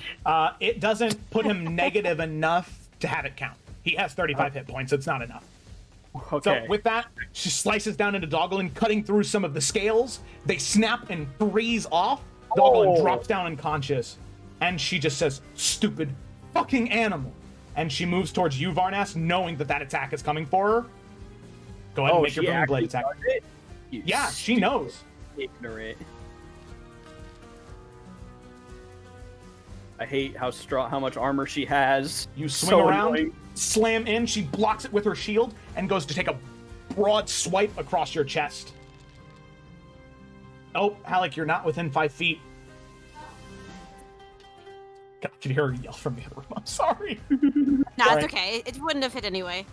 So Frostbrand, longsword. That is a 22 to hit Varnast. I'm And gonna that- blood curse the eyeless her. Oh, shit! I mean, I have to roll a 4 for her to miss, but Okay. might as well try. Yeah. Do it. Come on, D4. D4. Damn it. No! Okay. So you take 10 points of slashing damage and 2 points of cold damage. Okay. 12 total. Ow. And then quick concentration check on Spirit Shroud with advantage because I have Warcaster. So it'd still be 10. Jesus, barely. Damn. I have advantage. I never roll well on my Constitution saving throws. It's a really bad combo. Holy shit. Joe, stop. Joe, no. I'm sorry. It's not me, guys. Dude, I Agatha's love Doglin. Agatha's the worst. That's just what it is. She is. But end of her turn. Well, Wrath of the Storm. Oh wait. What? She hit me. Oh, she does. Okay, yeah. Yeah, so we're gonna pull that up again. I mean, I'll just roll the 2d8. You already remember what it does. Yeah. So Dex saving throw. Dex save. Damn it. It was almost decent. 15. Is that your save or 16? What is my save? It's an excellent question. It's 15, so she matched it, so she beat it. Okay, then no damage, right, on that one? It's half damage. It's half damage, So she takes... so 3 points. But she's getting pushed back 10 feet because I'm a spiteful man. Okay, so minus 3 points of damage and push back by 10 feet. Sort of slam back into the table. The table flies up and over, which, by the way, all of those papers on that table is still, like, on fire. Just burning behind her. Now, sort of opposite of Alec, now she's the one who's wreathed in flame. Okay? But that is the end of her turn, so she does get all of her legendary actions back. So with that, Sayla, it is your turn. All right, you see bitches. Morganix unconscious. Varnast and Alec not looking so hot. Okay, so... Oh, shit a brick. She's going to move up here. Because if they don't kill Agatha, they can't do shit. She couldn't get to Morganix. She could technically get to Dogalin, but if they don't take care of the issue, it's not going to matter. Mm-hmm. How? Like, I don't see my... I guess I forgot to assign my blade? I can't remember how to get into my thing. I want to use sneak attack, and I want to use my... Oh wait, Agatha's up there. Yeah, She you moved. can't sneak attack her. No! You can't do that to me. That's not fair. Right? I'm having Oh, a rough yeah. time up here, Sarah. You Shit. don't mind. She's still full health, so she's still gonna take the fight to her, but I need my sword, and I don't know how Yeah, to me get to too. my thing. Oh, yeah. Okay, that's fine. So... Let's see. Backpacks check. Alright, let me go ahead and pull up here. Character sheet. Oh, come on. It's like the one thing I forgot to assign. Oh, no, you're good. Okay. Sorry. Okay. So, how that works is... Gotcha. Okay. So what you can do then is... you take your...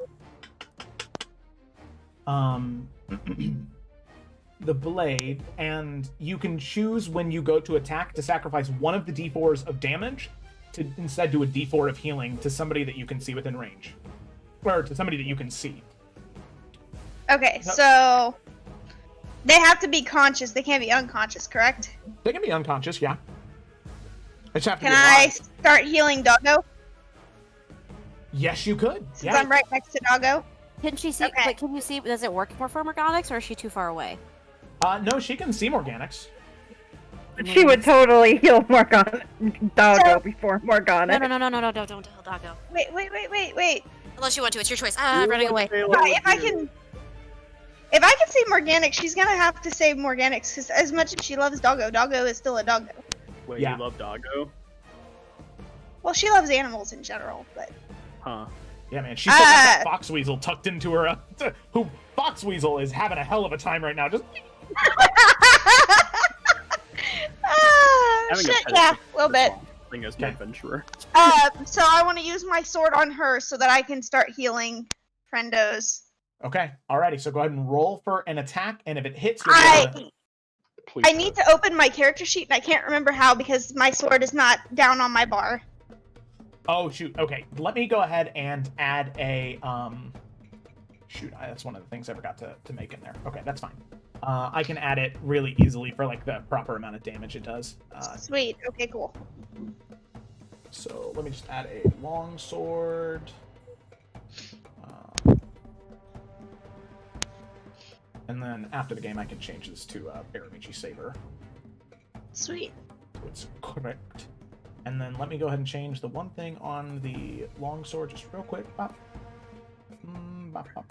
Oh, wait a second. Actually, it'd be easier to do it with the rapier. Edit. And details. And 1d8, so that is 2d4. 2d4. There we go. And that will be dexterity, melee weapon, context, piercing. Okay, there you go. Alrighty. So that is edited now. So let me go ahead and equip the rapier. Aha, there you go. Okay, so go ahead and attack with the rapier. And then I'm trying to remember how to open my freaking. Oh, double click on your token. Okay. There you go.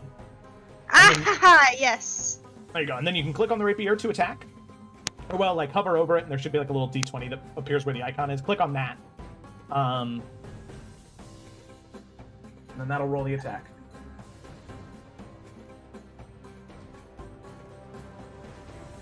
Should just attack. Yeah, there you go. Haha, okay. Okay, so 15. As you swirl around, that does miss, but you are able to use, let's see, the first... So you can heal Morganix for 1 hit point, sacrificing one of those D4s. Sweet. Okay. So she is prone, but she is up. Bonus action, Dagger of Venom. I can't use the Venom, but I can totally use the dagger. Yes, you can, yeah. Swirling around with the dagger, stabbing it in. Go ahead and roll an attack. Ooh, my fucking god. Ay. That's so... Okay. I give up. You got that Christmas? You know what? Yeah, take it. Okay.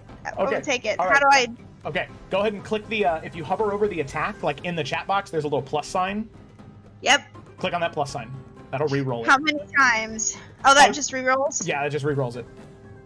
Oh my fucking god, are you kidding me? Why? Not quite what happened to Morganix, but close. Jesus Christ! It's all lumps of coal. Oh, God, okay. Yeah, Sayla's just gonna be in the line of fire at this point. Okay. So Sayla, she's just able to dodge attack after attack after attack. She's gonna go ahead she's and... getting pissed. She's gonna getting use... so pissed. Sorry. It's okay. And then Agatha's gonna use a legendary action at the end of your turn to make a melee attack against you. Okay, cool. Can I uncanny dodge that? You can to take half damage, so that's a 26 to hit, and 11 points of damage, so you would take 5 points of damage. Okay. Oh shit, how do I am struggling hardcore. There it is, the health little. Yeah, there you go. Okay. Whew. Alright, so let me go to the Warforged here. Is going to go ahead and take 2 strikes at Cyrus, not knowing that Morganix is back up. So 2 arm bows. 1, 2. 18 and 19. Let's see if they hit me. Okay, first one does. So that's 5 halved to 3. 1 sec. Let's see if the second one hits. Second one does not hit, but it kills a mirror image. Okay. Alrighty, so then you only have 1 mirror image, right? Mm-hmm. Okay. Alrighty, sounds good. So that's the end of its turn. Morganix, you are up. No death saving throw necessary, but you still do have 1 failed death saving throw. Lay here. If I just lay here. Attacks against me have disadvantage, right? Yeah. Ranged attacks would have disadvantage if you're prone. If I just lay here. Can I see the one that I put my curse on from where I lay? I'd say he'd have half cover because you're currently like looking up at him, especially being prone on the ground. So he'd get +2 to his AC, like but his a few spaces over and see him. Still the half cover, just because he's elevated up and there's a little bit of a railing there. So, however, his AC is reduced because of the damage that was done to him. So, I'm gonna Eldritch Blast him. I need those temporary hit points. Fair. Oh shit! Hell yeah, man! Get fucked. Get fucked. Alrighty. The second one, did that do it? The first one did not. But how much is the extra damage you get with Hexblade's Curse? Plus what? Shit. It's your proficiency. you break it out loads. I'm looking. And is that with your agonizing too? Oh yes. And Yeah. Radiant Soul. Oh. So, there's- okay. Oh yeah, there's a bunch of extra damage. Yeah. Yeah. He will gain a bonus to damage rolls. The bonus equals your proficiency bonus. So it's gonna be +4 for my charisma, and +3 for my proficiency. So that's +7. Okay.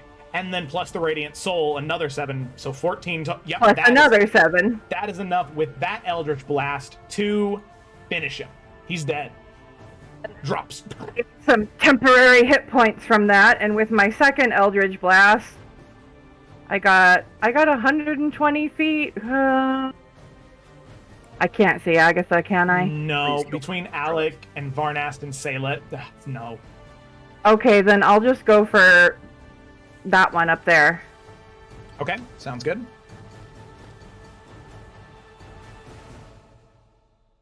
And then a 15. That is a miss. Its hit points haven't been... the armor hasn't been stripped away, so it does slam into it, but it slams right into the chest, and you can see that a lot of that force is just absorbed into that breastplate of the construct. That's fine. I got 11 temporary hit points for killing that thing. Nice. Okay, alrighty. Then that's the end of your turn, and then Morganix at the end of your turn. I have a bonus action? Yeah, you do. You have a bonus action, yeah? I have another potion I'm gonna chug. Alright. Drink another potion. It's 2d4 +3. It was one of my special ones. Okay, gotcha. I remember that.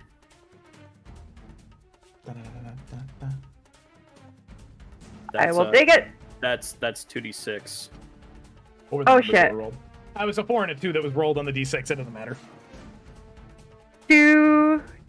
Wait, no, hold on. Let me do it right. 2d4 +3. That was better. Hey, that's So- even better. Alright, so you regain 10 hit points, so you're looking pretty good right now. You're at what, 21? I'm feeling much better, yeah. Yes. Okay. Alrighty. So Actually, I'm then, at 22. at the end of Morganix's turn, Agatha's going to use another legendary action to attack Sayla again. Flashing into her.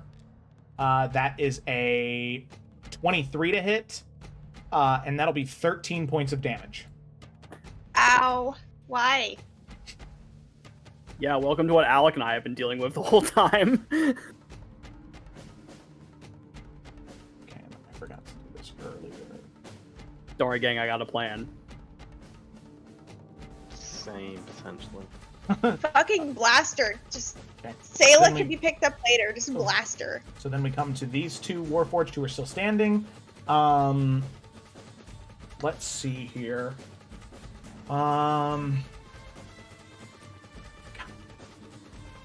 I think they're probably... This one right here is going to go for Varnast. Going to take 2 armbow shots. 1, 2... oh, fuck.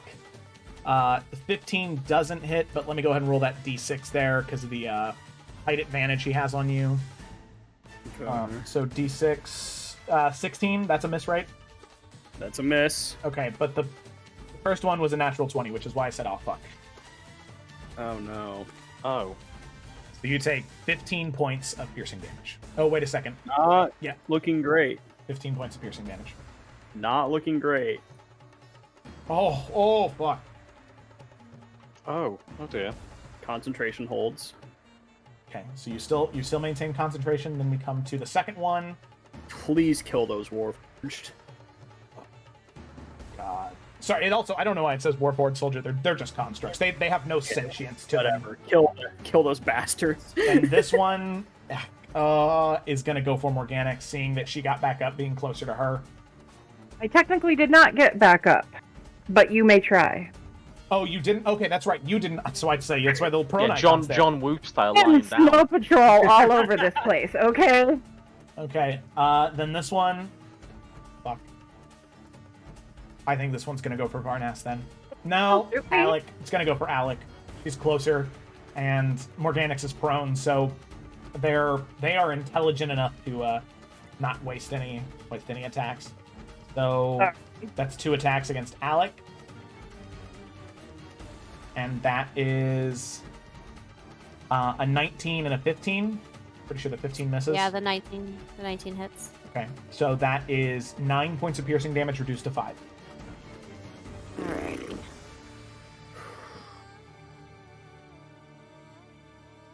Okay, so then we come back up to the top of the turn order with Alec. It is your turn now. Whoa, okay. I am pissed about Doggo, but I am just going to yeet over his dead body for now and come right on the other side of Agatha. Okay.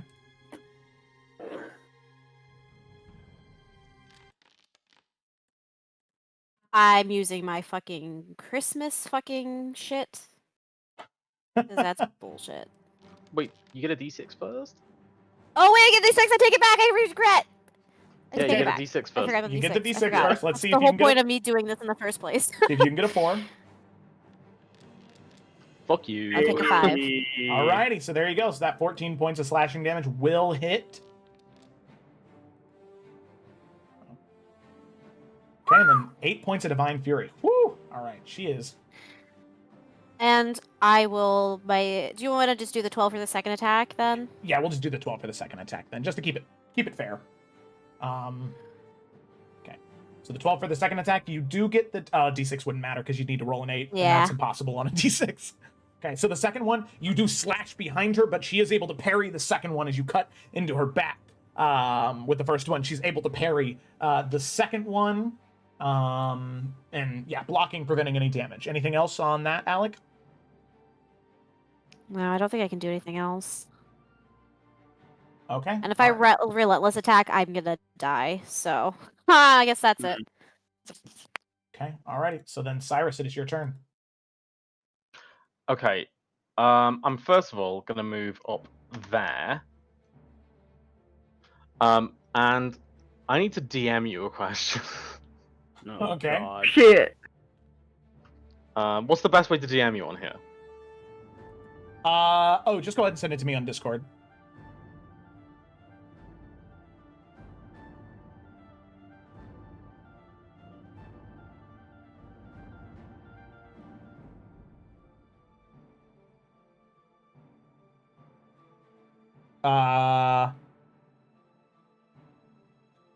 The second one. Yeah, well, Varnas, do you trust me? I hesitantly. Yeah. Okay, well, you look better as Bernard. And I polymorph Varnas into an owlbear. No. Ooh. Yes.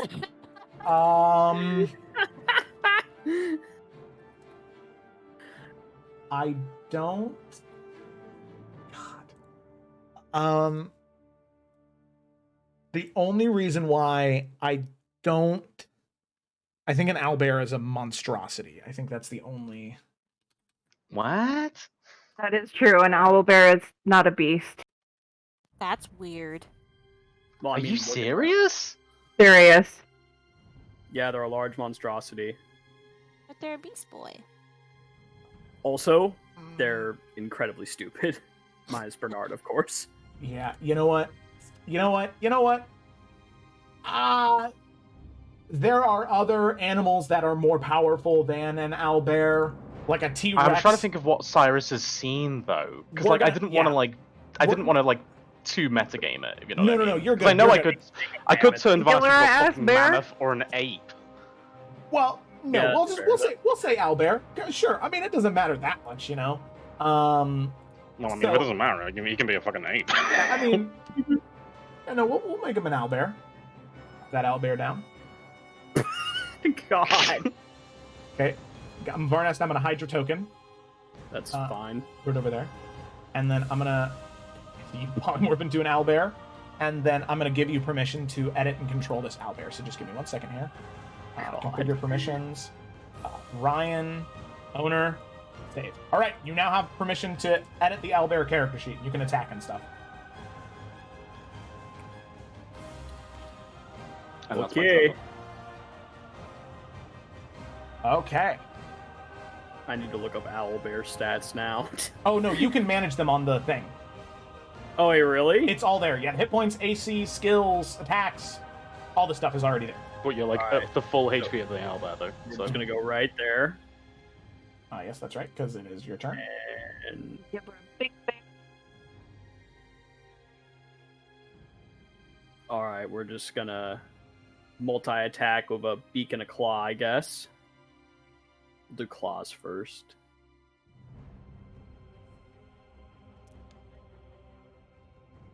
Okay, miss. That's a miss. Beak!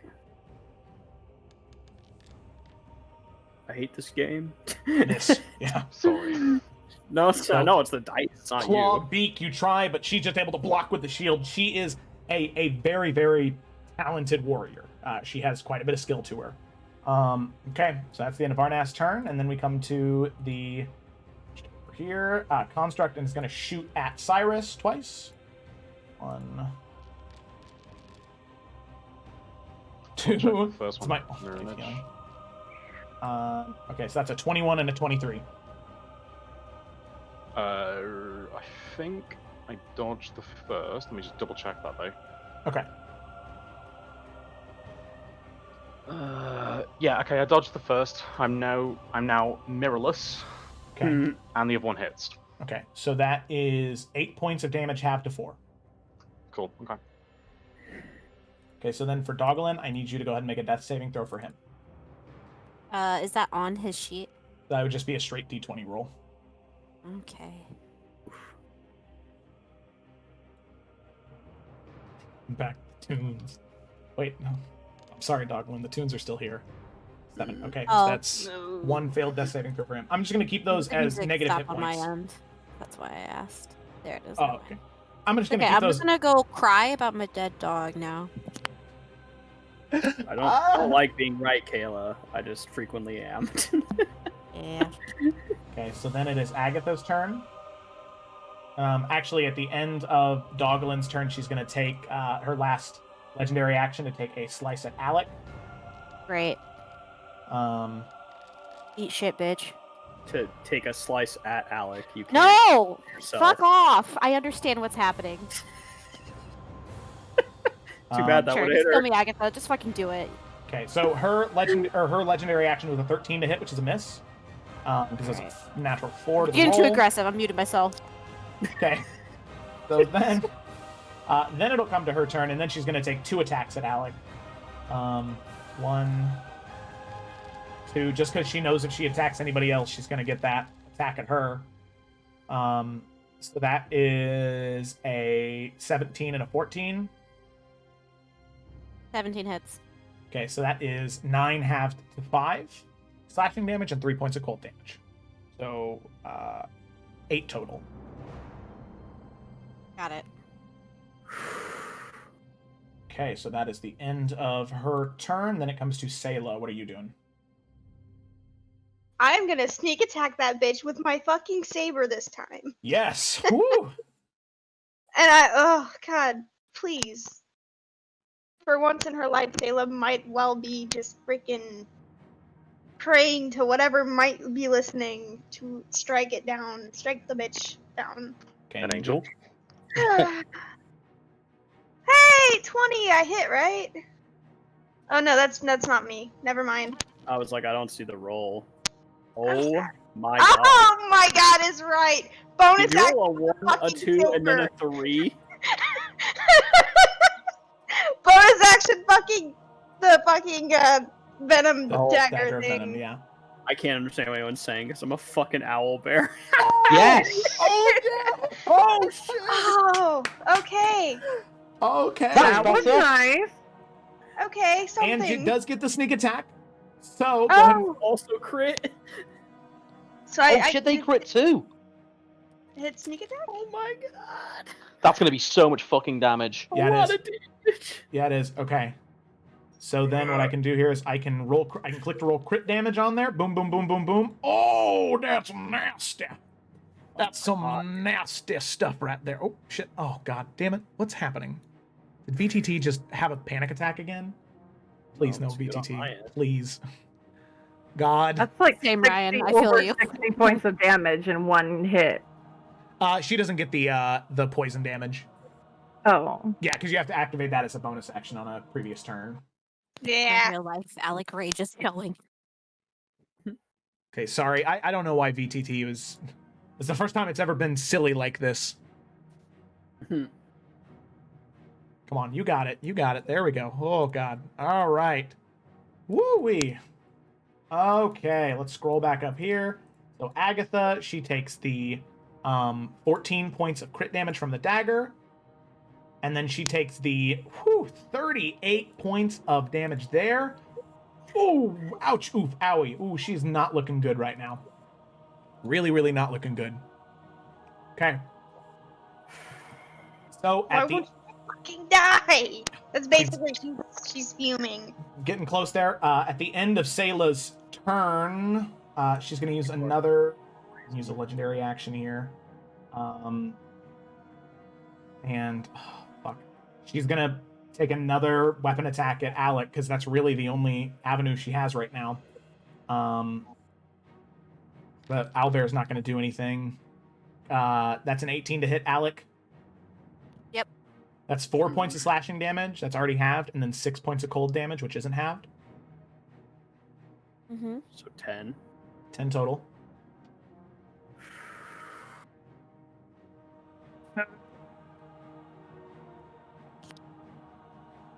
Okay. Alrighty. So that's the end of Sayla's turn. Then we come to Morganix. Quick question. Since I missed with my rapier, would I be able to sacrifice that D4 again for Puppo or no? Yes, you would. So that would be extra. Would be 1 point to him. So that means he is conscious. Still has one failed death saving throw, but he does come back to consciousness with 1 HP. Sweet. Yay. Okay. All right. So with that, Morganix, what are you doing? I'm going to stand up. I'm going to use the last 15 feet of my movement to get over here. Okay. Can I see Agatha? Yeah, she's a little obscured right now because Dogalin is prone actually. I only need to be able to see her. Yeah, you can definitely see her.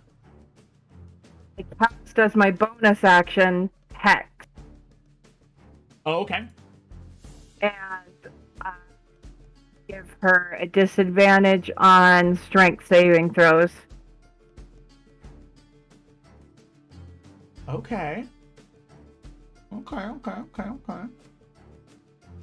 And I will Eldritch Blast her twice. Each time I hit her, I get an extra D6 necrotic damage. Okay, alrighty. So go ahead and roll those 2 attacks. Oh.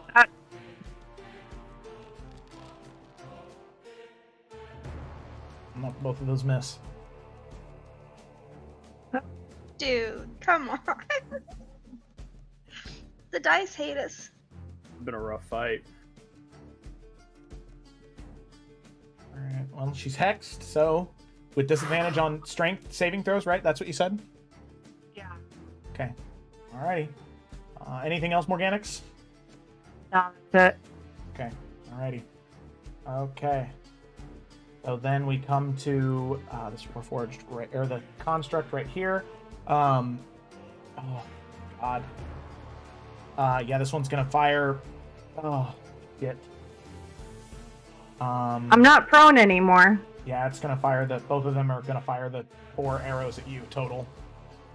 4. Yeah, well 2 from then. each. 2 from each. They're going in a row. Yeah. So that is a 7 to hit. No. Is that another Don't nat don't 20? you say that nat 20.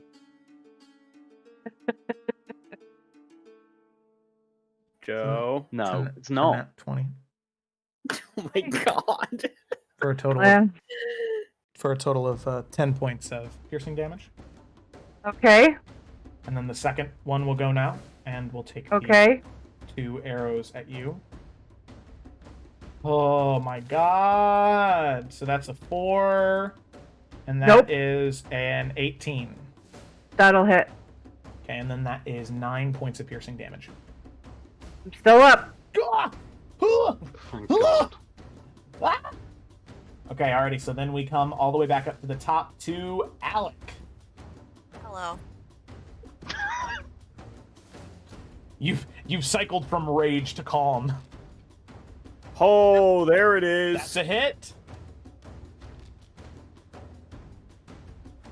That's Yes. Jeez, and a My max next on that attack fury. will be reckless. Yes. Oh, it Wow, hovered on a that 20. was- It hovered that on a was 20. Okay. Hovered all for me. You still get advantage because it's reckless. So see if you roll the nat 20 on there. Okay. All right. Well, worth a worth a shot. Okay. Can I take the damage from the second? Yeah, sure. Okay. So. Automatically rolls damage. I like Serious doing for that sure. separately. Oh. No. Yeah. No. It automatically rolls I wish we damage. could turn that off and do it manually. It's more fun. I think I might be able to do that. I don't know if I can disable it for you guys and enable it for me because it just makes my life easier. But I don't know. Yeah, I can. Okay, never mind. No, it's okay. I can tell you the settings afterwards. Buy better digital dice. Wait, Okay. if I could throw money at this problem, I would, okay? Not a bad idea. Okay, so with that, alrighty. So Alec, as you hit that second strike, that second 19 points of damage, you end up slamming into the armor, and the armor ends up cracking and tearing off, completely splitting it from the force that you applied, and the breastplate that she was wearing and the shield just are like flung off as she takes that insane amount of damage from you. And you can see that as the armor falls off, only bits and pieces of it remain. Her AC is incredibly low, but you can see her hold on to the longsword with both hands. And you can see that any of the defensive training that she has is completely out the window now, where she is now in a fight for her life type of situation, and she seems like she's going to be a lot more aggressive come her next turn. But she looks very, very close to death. Very, very, very close to death. Got it. Okay? I can't do anything else but hope. That's it.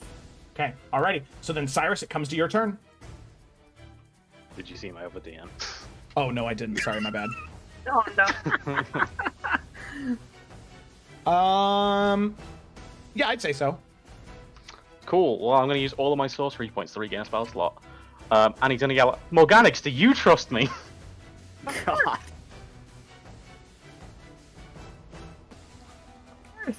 If you said anything, you broke up. Yeah, she said, of course. Well, you're polymorphed into a mammoth. Oh, I like elephants. Isn't polymorph concentration?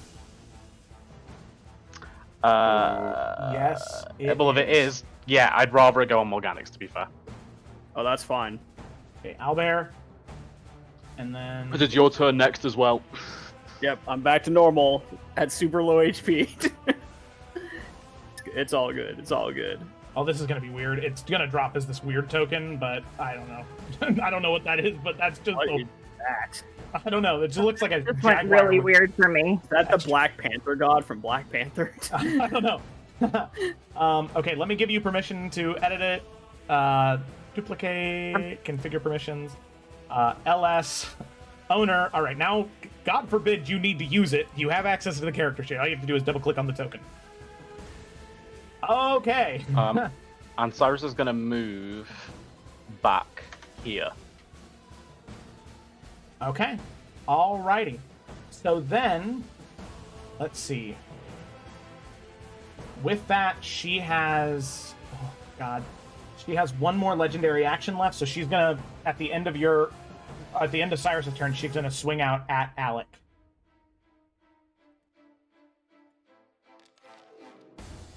With advantage. Oh, that's right. Yep. Okay, so the first one was a 15, but with the advantage, 26. Yep. That's Sounds 12 about points of right. slashing damage, halved to 6, Sounds about right. and then 6 extra points of cold damage for 12 total. Okay. 3 hit point gain. Okay, alrighty. So then with that, we come to Varnast. Okay. Alex looking bad. I'm looking bad. Morganix is a mammoth. I don't know what happened. I was like a bear for a second. You're channeling Bernard, my guy. Yeah. I'm just gonna put everything. Varnas would put everything he has into this because he knows he needs to end the fight. Okay, yeah. He would run down and basically jump forward and tossing aside his shield. He's going to try and grab her left leg and cast Inflict with 3rd level. Oh, shit! Okay, all right. Oh, shit! All right, roll for an attack! Okay, hang on. It's not on my little bar, so I gotta click it on the character sheet. Please. Look, I'm trying. Her AC is lowered. Maybe we can do this. Okay. Come on. Do it. AC is very low. It's a lot. Do it. It's a lot lower than what it was.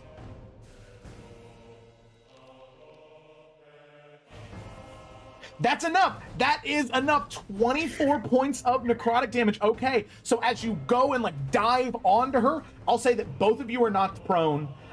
And we'll just say for the purpose of the drama of the story, you tackle into her and you push her because it's force movement. It doesn't provoke attack of opportunities, but you end up tackling on top of her, pushing her 10 feet. As you grab onto her leg, both of you are prone, and you on top of her, you deal the 24 points of necrotic damage, and you can see her leg already. You can feel the brittleness of the bone, but it almost goes limp as she's now prone on the ground, and you can see her try to stand up, but she just falls back over, having that entire life force sucked out of that leg. Woo! Okay, she's prone now. Varnest, you're prone. Yeah, it was worth it. Okay. All right. Theoretically, in my head. Knocked prone. She's brittle now, with her leg can barely even stand. So, Wait, one last thing. Yeah. Actually, never mind. I can't do that. Sorry. Go ahead. Okay. Alrighty, sounds good. So then we come to this construct right here, who is going to... Man. You know what? Fuck. They're gonna take a shot at Alec. They're gonna use both their armbow shots. Okay. First one is a 15. The miss. Second one is a 17, which I'm pretty sure is a hit. Mm-hmm. And that is 9 points of damage, half 5. Sure. Okay. Bye, everyone. So with that, Alec is knocked unconscious as she drops down onto the ground. The bolt, the first one missing, dodge out of the way. Second one, boom, slams into her thigh, and she's just knocked over, slamming her head on the floorboard and not moving anymore. You can still see the subtle rises and falls of her chest, but she is not conscious. That's the end of its turn. It's Doggolin's turn now. Doggolin's prone, can stand up. And what do you want Doggolin to do? He's can stand up, is what you said? Yep, takes half of his movement. Alright. I guess he's gonna... not leaving... I mean, it doesn't matter, because Agatha's prone. He's gonna stand over Alec. And bite at her. He just bite it at prone Agatha. Okay, Forgetting alrighty. Oglin's gonna kill Agatha. My God. So that's with advantage. For his I mother. fucking love that though. Rip her fucking throat out, doggo. Oh my God. Okay. Oglin's rolling way better than the rest He's of us. already prone. That was the Next first one. attack. Okay. Close, close, close. That's good. Next attack. 16.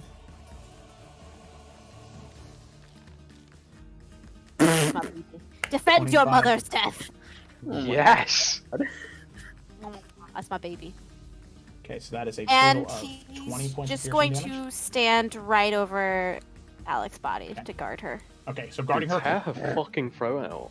Woo! Okay, that is. That is. Very close. Woo! Okay. She just barely. Oh, wow. Okay. Alrighty. So that Doglin does not do it, but Doglin damn near gets fucking close, because that's what? 22 points of damage, right? 11. Yep, 22. That's not enough yet. Which then brings it to her turn. And with that, as you, like, Varnest, you and Agatha are toppling over each other, she's going to try and, like, roll you over so you are underneath her. Mhm. And so I'd like you to go ahead and make a strength check right now. Or go ahead and make an athletics check. Okay, Yeah. athletics. Yeah, athletics. She's going to roll one as well. Contested. At a disadvantage because God of Hex. Damn it. Is Hex saving throws or checks? Oh, Here, I can look up Hex real quick. Pretty sure it's ability text, not saving throws. Oh. But she probably still beat me because I rolled like garbage. Hex spells. Let me double check here real quick. Hex and choose one ability when you cast the spell. Disadvantage on ability check, so she would have disadvantage. So first one she rolled was a 13. That would still beat Varnast, but we'll see what she rolls on her other one. That is a nope. That one was higher. That was a 26 on the second one. So still beats I rolled Varnast. Rolls Varnast over, so she's on top. Throwing the sword off to the side, she's just going to take 3 punches at Varnast's face Yo, with these what? like heavy metal gauntlets. Oh my God. Yeah, there's a lot of hate for you in this woman. That's gonna really hurt. So that is, let's see. Well, we'll go ahead and use just for the attacks. So any one of these that hit will do 6 points of damage. Okay. So first one is a 17 to hit. Did I say I dropped my shield or my sword when I tackled her? Shield. Okay, then that matches my AC, Okay. so that's a hit. That's 6 points of damage. Right in the face. You can feel some of your teeth fall out, flying across the room. He's then going to take a second punch. That is... Oh, fuck. Damn. That is a unnatural 20, so that's a second one. Okay. I'm out. And then she's gonna take that third punch. Which is with advantage. And if she hits, that's a crit, which 2 is fails. 2 failed death saving throws. Fucking what? And that's 15 to hit. Would that hit? No. Oh, She can't hit an unconscious person. She sucks. Okay, so woo, damn. Wait, did I say why did I roll with disadvantage? You rolled at disadvantage. It's advantage. So that would be a 17. God damn it! Oh, 2 fuck. fails. Too late. I've already Wait, said it out loud. You can't take it back. No takesy backsies. 2 fails. 2 fails. Okay, so yep, slams down straight onto the nose bone, as you can see Varnash just sort of like jutting just from like the nerves being shocked in his body. 2 failed death saving throws. Sayla, Dude. it's your turn. Alright, let's finish her. She's gonna attack with her rapier. She doesn't get sneak attack, unfortunately. But she is going to freaking try and end this shit. 19. Okay, so Okay. Sayla, 19 does hit as her armor was stripped away. 10 points of piercing damage. All right. So you slash into her, but she's still.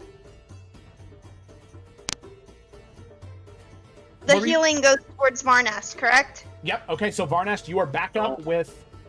I thought you had to roll on the D4 to heal me. No, it's just the first D4 that she rolls. So you are healed for 3 hit points. Oh, so she sacrificed one of the D4s of damage to heal you. Okay. Yes. Get him back up, and I'm gonna bonus action dagger. Okay. Bonus action dagger. 23 hits. 9 points of. Okay, but what was the first one? That was 3. So it was 10. Wait. 7? Now that Varnast is up, would she get a sneak attack? Yeah, wouldn't she? She would, because you have a conscious ally within 5 feet. I like to think that the moment he just reached up and like grabbed her, just like by the shoulder or something, like hold her in place for you. So with that, Sayla, as you slash with the rapier and then go with the offhand of the dagger, dealing your sneak attack, getting Varnast back up. Sayla, how do you want to do this? She is going to literally just kick her over and just start stabbing. Oh my god! Okay, Just so brutally as fuck, just stabbing. So with the blessing of Varnast, you asked him that night before that if it came down to it, that you could do your job, that you could be the one to kill her, and he gave you permission. So after getting him back up, you slash with the rapier, and as Varnast grabs her by the throat, in the same way that she did to him, throws him off to the side, say like you jump and then slam the dagger down into her throat and just keep stabbing and stabbing and stabbing. All that dexterity and subtlety that assassins usually have is out the window, embracing the rage that you've seen Alec happen because this woman has given you, and as much as you hate to admit it, your friends such a fuck of a time, and you are tired of it, so you just stab and stab and stab until eventually no words, just gurgles of blood just spurting out all over your face until eventually she stops moving entirely. With that, Agatha dead. You can see the 3 constructs that are still alive. Agatha dies after being stabbed time after time after time. The Warforged just go neutral. They stop fighting entirely. Shut down. So with that, Varnast, you are awake. You can see her stabbing over and over and over again on Agatha, but you see that Alec is still down. Alec is still unconscious. I just like, I don't even think I get up. I just reach over, like, I like to think he like touches her hand because you know it's cool now. And he'll cast a level 2 Cure Wounds. Okay, so go ahead and roll your Cure Wounds there. See how many hit points she gets back.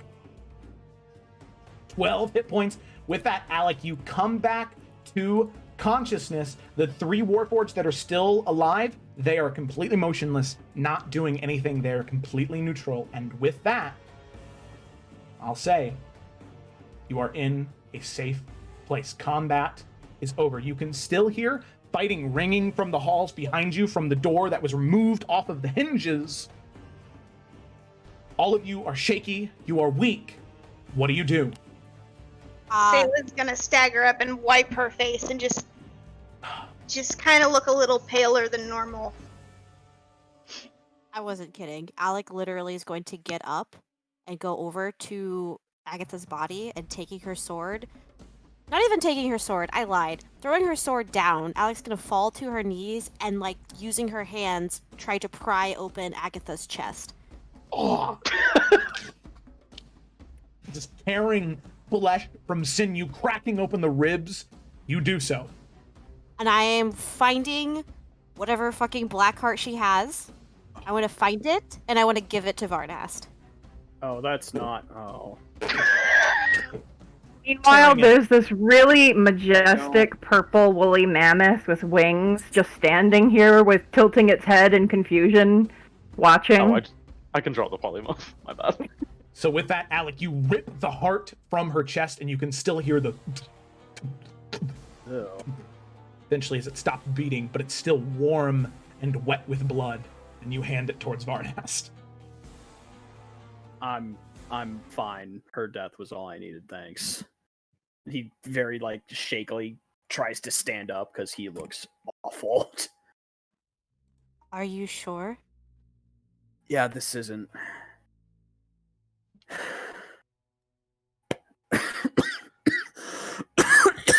I just coughing up a ton of blood. Yeah, missing several teeth out of his mouth. Am I still polymorphed? No, Cyrus. No, I dropped it. Oh, then I'll walk up to Varnast and do healing hands. Okay, so Varnast. Am I able to kind of like charge both my hands with fire and just hold it to each Warforged head until it fucking melts? Yeah. I'm gonna do that to all of them. Okay, yeah, and they do not resist until eventually they just crumble down into pieces. It's only 7 points, but she'll just pat him on the shoulder. I don't like this music. Can I loot the corpse, please? Can you what? Loot the corpse. Yeah, so Her and the mage. Of the mage? Yeah. Okay. So go ahead and roll an investigation check on him. I'll check him first, because it seems like Varnast and Alec have kind of, and Sayla earned the other one. Yeah, I will say you can still hear the fighting out in the hallway. So throughout the rest of the keep. Right, who needs this potion? I don't need it. Someone take it and drink it now.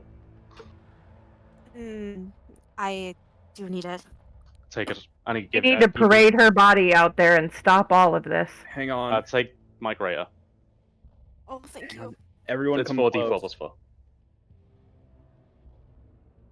Does everyone get close? Yeah. Yes. Everyone's right. Alec is still holding this heart, by the way. I just want everyone to know that she's just holding wait. it right now. If we go out there right now, It's 4d4. if the One more fight toggle. keeps going on, we could get ourselves killed.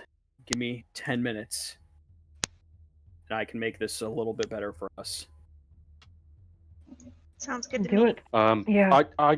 I'll tell you what. I'm not doing too badly. I can watch the door, and Cyrus will run down over there, and like basically just hold his hands on fire, waiting. I'm gonna cast Prayer of Healing, so everyone gains Oh, bless. 15 HP back. Oh, including hell yeah, Dog. man. Oh, yes. Oh shit! Is that including me? If you stayed close, which let's say you did, I would have ran back for the heal. it's something like you have to be like within 30 feet of me, I think, because it's like a 10-minute spell. And it's only like for like people right around me. I can't use it mid-battle, but it's really good for post-battle. I could still loot the wizard. Yes. Okay. So, with that, as you are sort of like pilfering through his corpse, what was your investigation check? Or did you make one? 19. Okay, 19. Okay, so as you are looking through his corpse in particular, what you find is, for one, you find about 375 gold on him. And then you also find that he's wearing these very intricate interlocking bracers on his wrists that seem to give off some type of magical energy. Okay. But other than that, the only other thing that you find is a couple of spell scrolls. Oh, I'll take those. Mm-hmm. Yeah. One is a spell scroll of Fireball, and the other one is of Invisibility. Now, how do you, like, what are the house rules regarding spells? Like, some people will say you can't use them unless you have that spell. Some people say you can't use them unless you're a caster. You have to be a caster, and you have to be of the level to cast it. If not, then there's like a skill check that you have to do. Oh, I could use these, and Cyrus could use these, and Varnast. Alec. Watch out. Are yours? Alec. Alec was like staring at the harp, and then she'll just kind of blink and look up at you. Part her head from her body and bring it with us. They need to know she's dead. I'm gonna loot her body. Alec is Yeah. gonna nod and she's gonna take a bite out of that heart, and it's gonna be gross, and she's gonna like fill Yeah, her man. mouth with blood. Like the biggest, like she's biting into a fucking apple. I just take a bite and just throw the rest of it on the ground, and then I will start prying her head off her body. Okay. It's gonna be a quick Easy enough. Constitution saving throw. No, I'm just Yeah, I kidding. think Cyrus is gonna do the same, man, because that's Yeah, fucking. let's I do want her mouth like she's gargling the blood. Like I want that much blood to come out of this bitch's heart in my mouth. Oh, that's fucking minging. Oh god, that's nasty. Once you get her head off, can I investigate and loot her body? Yeah, go ahead and make an investigation check. Check her desk. Desk is on fire. It's completely burned away. We gotta stop fuck that. fighting. We can check the room later. Yes, People there's are a dying. lot of fighting, and you A know that lot they of were outnumbered here. Okay, yeah, let's go. Yeah. Yeah, it's her head. Yeah, the Golden Shields are continuing to Rip. fight. We just had No, to mine go does. so we didn't get shot, but like Yeah. we need to go. Yeah, Sayla, in the amount of time that you have, you are just too out of it in that time, and it's so bloody. And between Alec eating that heart, you're just not really able to fight. You know, there's the magical sword, and her armor is in pieces, so that probably is something. But yeah, right now you're not really able to find anything too conclusive aside from the sword and the armor. Right, You can't take her head off, right? Yeah, you can take her head off, easy peasy. Chopping and Bless. grabbing onto it. It is fairly malformed and disfigured, but the eye patch is still there. Her hair is the same color. Definitely her. Lovely. Window. Let's What? go. To minor illusion into the sky. Agatha is dead. Surrender. Okay, all right. So you go to the window, you do that. In terms of, you don't really hear anything from outside. You can see some people look up, but you're up so high right now, it's a little hard to make out what exactly they're doing. In terms of the fighting inside the keep, it doesn't really do anything, but you can hear some people shouting out something down there. So it probably had some effect for the exterior of the city, but in terms of the interior, you're not exactly sure. Varnes is just running to try and get outside to where Okay. Okay. All right. I'll cool. follow. Alrighty. So with that, On his heels. yeah. So you all begin to run through as the combat is happening, just holding up Agatha's head and just shouting out that she's dead.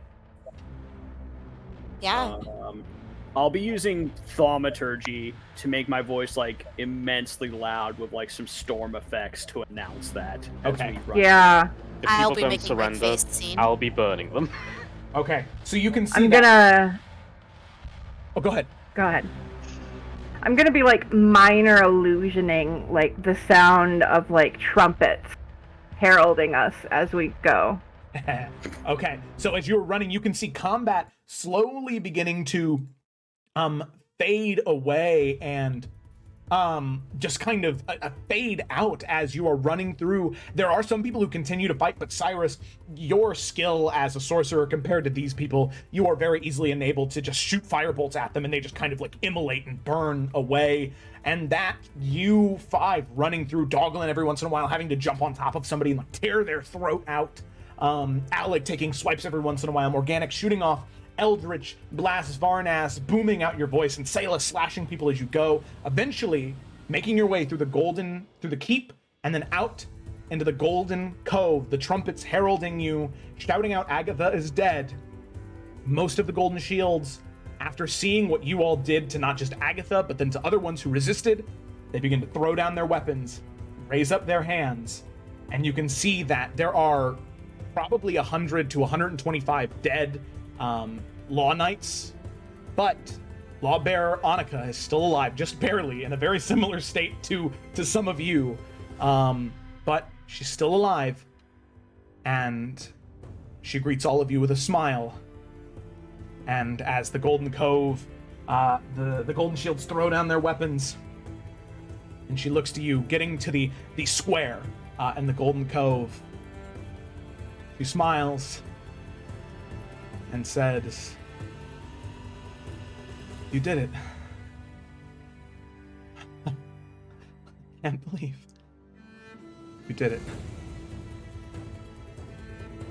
And hearing that, some of the Law Knights begin to run towards Agatha's flagship, as well as all of you. You can see that they were starting to try and like drop the sails and move away, but you're able to get on there. Cyrus shooting firebolts, burning the sails. Eventually you get on, apprehend those Golden Shield members, stopping the ship from taking off. And with that, all of you are victorious. New Verdalka is freed of not just Agatha Durandon, Holy fuck. but the Golden Shields as a whole. Getting goosebumps. Oh my You have won. New Verdalka is free. And next comes New Efera. But you know that fight is going to be a piece of cake compared to what you experienced today. So, with that is where we're going to end tonight's session as all of you revel in your victory. Oh, And wait. also- Are we level 8 yet? Let him finish talking. You know what? Now you're not. Why would you do that? So I hope you guys enjoyed level 7, because you're gonna stay there for the next 15 sessions. Can we be level 8, but LS isn't because she asked? No, I would like to say all of you welcome to level 8. Congratulations. Holy Yay! Sorry, I feel really bad now. No, it's okay. I was halfway through my sentence. I was getting there. I got excited. I'm sorry. It's okay. Oh man. Alrighty. So sorry for going 20 minutes over. And especially Sarah, I'm really sorry because I know you're probably really tired. But roll call this week will have Efera and Isles on it. So what we'll do is we'll actually roll for HP and stuff on roll call. And level up then, just because it makes it a little bit easier, and that way we don't have to worry about. I mean, if you guys want to do it right now, you can. But Sarah, I'm sure you probably want to go to bed. I do, but I'm gonna definitely need help with the leveling up because I have no idea. This system is brand new. Yes, Yeah, but we can do that. We'll talk. So what we'll do is we will go ahead and let's see if you guys just want to roll your hit die right now into the chat. And that way it's here, and then we can add it manually on D&D Beyond. So just Can that I way just click on hit dice? no, just roll like I don't know whatever how your it hit die works is. in here. So Varnas, that is It's a 12. Hang on. the 8. Oh yeah, you can just roll a hit die. Yeah. Plus your constitution? Hit Yeah. die. Which one is the hit die? I'm confused. I'm bad at this. Nice. That's okay, not right. Alec, you Oh, can wait. re-roll that. God damn it. Yep, Oh. that's it. 6 + 2. Yep. On your character sheet, it is right beneath your HP. Eh. I see we're all taking Yeah, the average. I'm really dumb right now. So like on Except your for Morgonics, who rolled I max. found it. I got a Okay, fucking cool. 1. So you can Yeah, but you just you get to take re-roll the- the ones. average. There we go. Okay, so 6 plus your con is what Alec is getting. Did it not? Oh my god, I guess. Jesus Christ, I think I rolled like all 2s. Did it not roll Fuck, it? I think the average. Maybe it says I took a short rest. I got 6. Oh no, you have to hit die, which is right beneath your temp HP. Eh. Thanks everyone for watching. Bye. Yeah. Yeah, Thank you. next time. Yeah. So like if you like Sorry, on I'm your... an asshole. it's okay. So Oh, I did it again. Oh, I'm so dumb. no, Oh it's my okay. god. So like on your character sheet it says armor and then 17. I see the roll. I hit the rest instead because I'm stupid. No, you're good. Okay, so then Hey, Sayla, you can roll. hey, we'll take 9 extra HP. Hey, All right. Yeah, I'll And then take that. We'll do the leveling up off camera. So thank you so much for watching. You're the best, everybody. They win. They're the best. They did it. I'm very proud of you guys for succeeding. But with that, I think that's where we're gonna end the stream. So thank you so much for watching. I hope you enjoyed, and tune in tomorrow for the Isles of Averion because there's gonna be some crazy stuff happening. So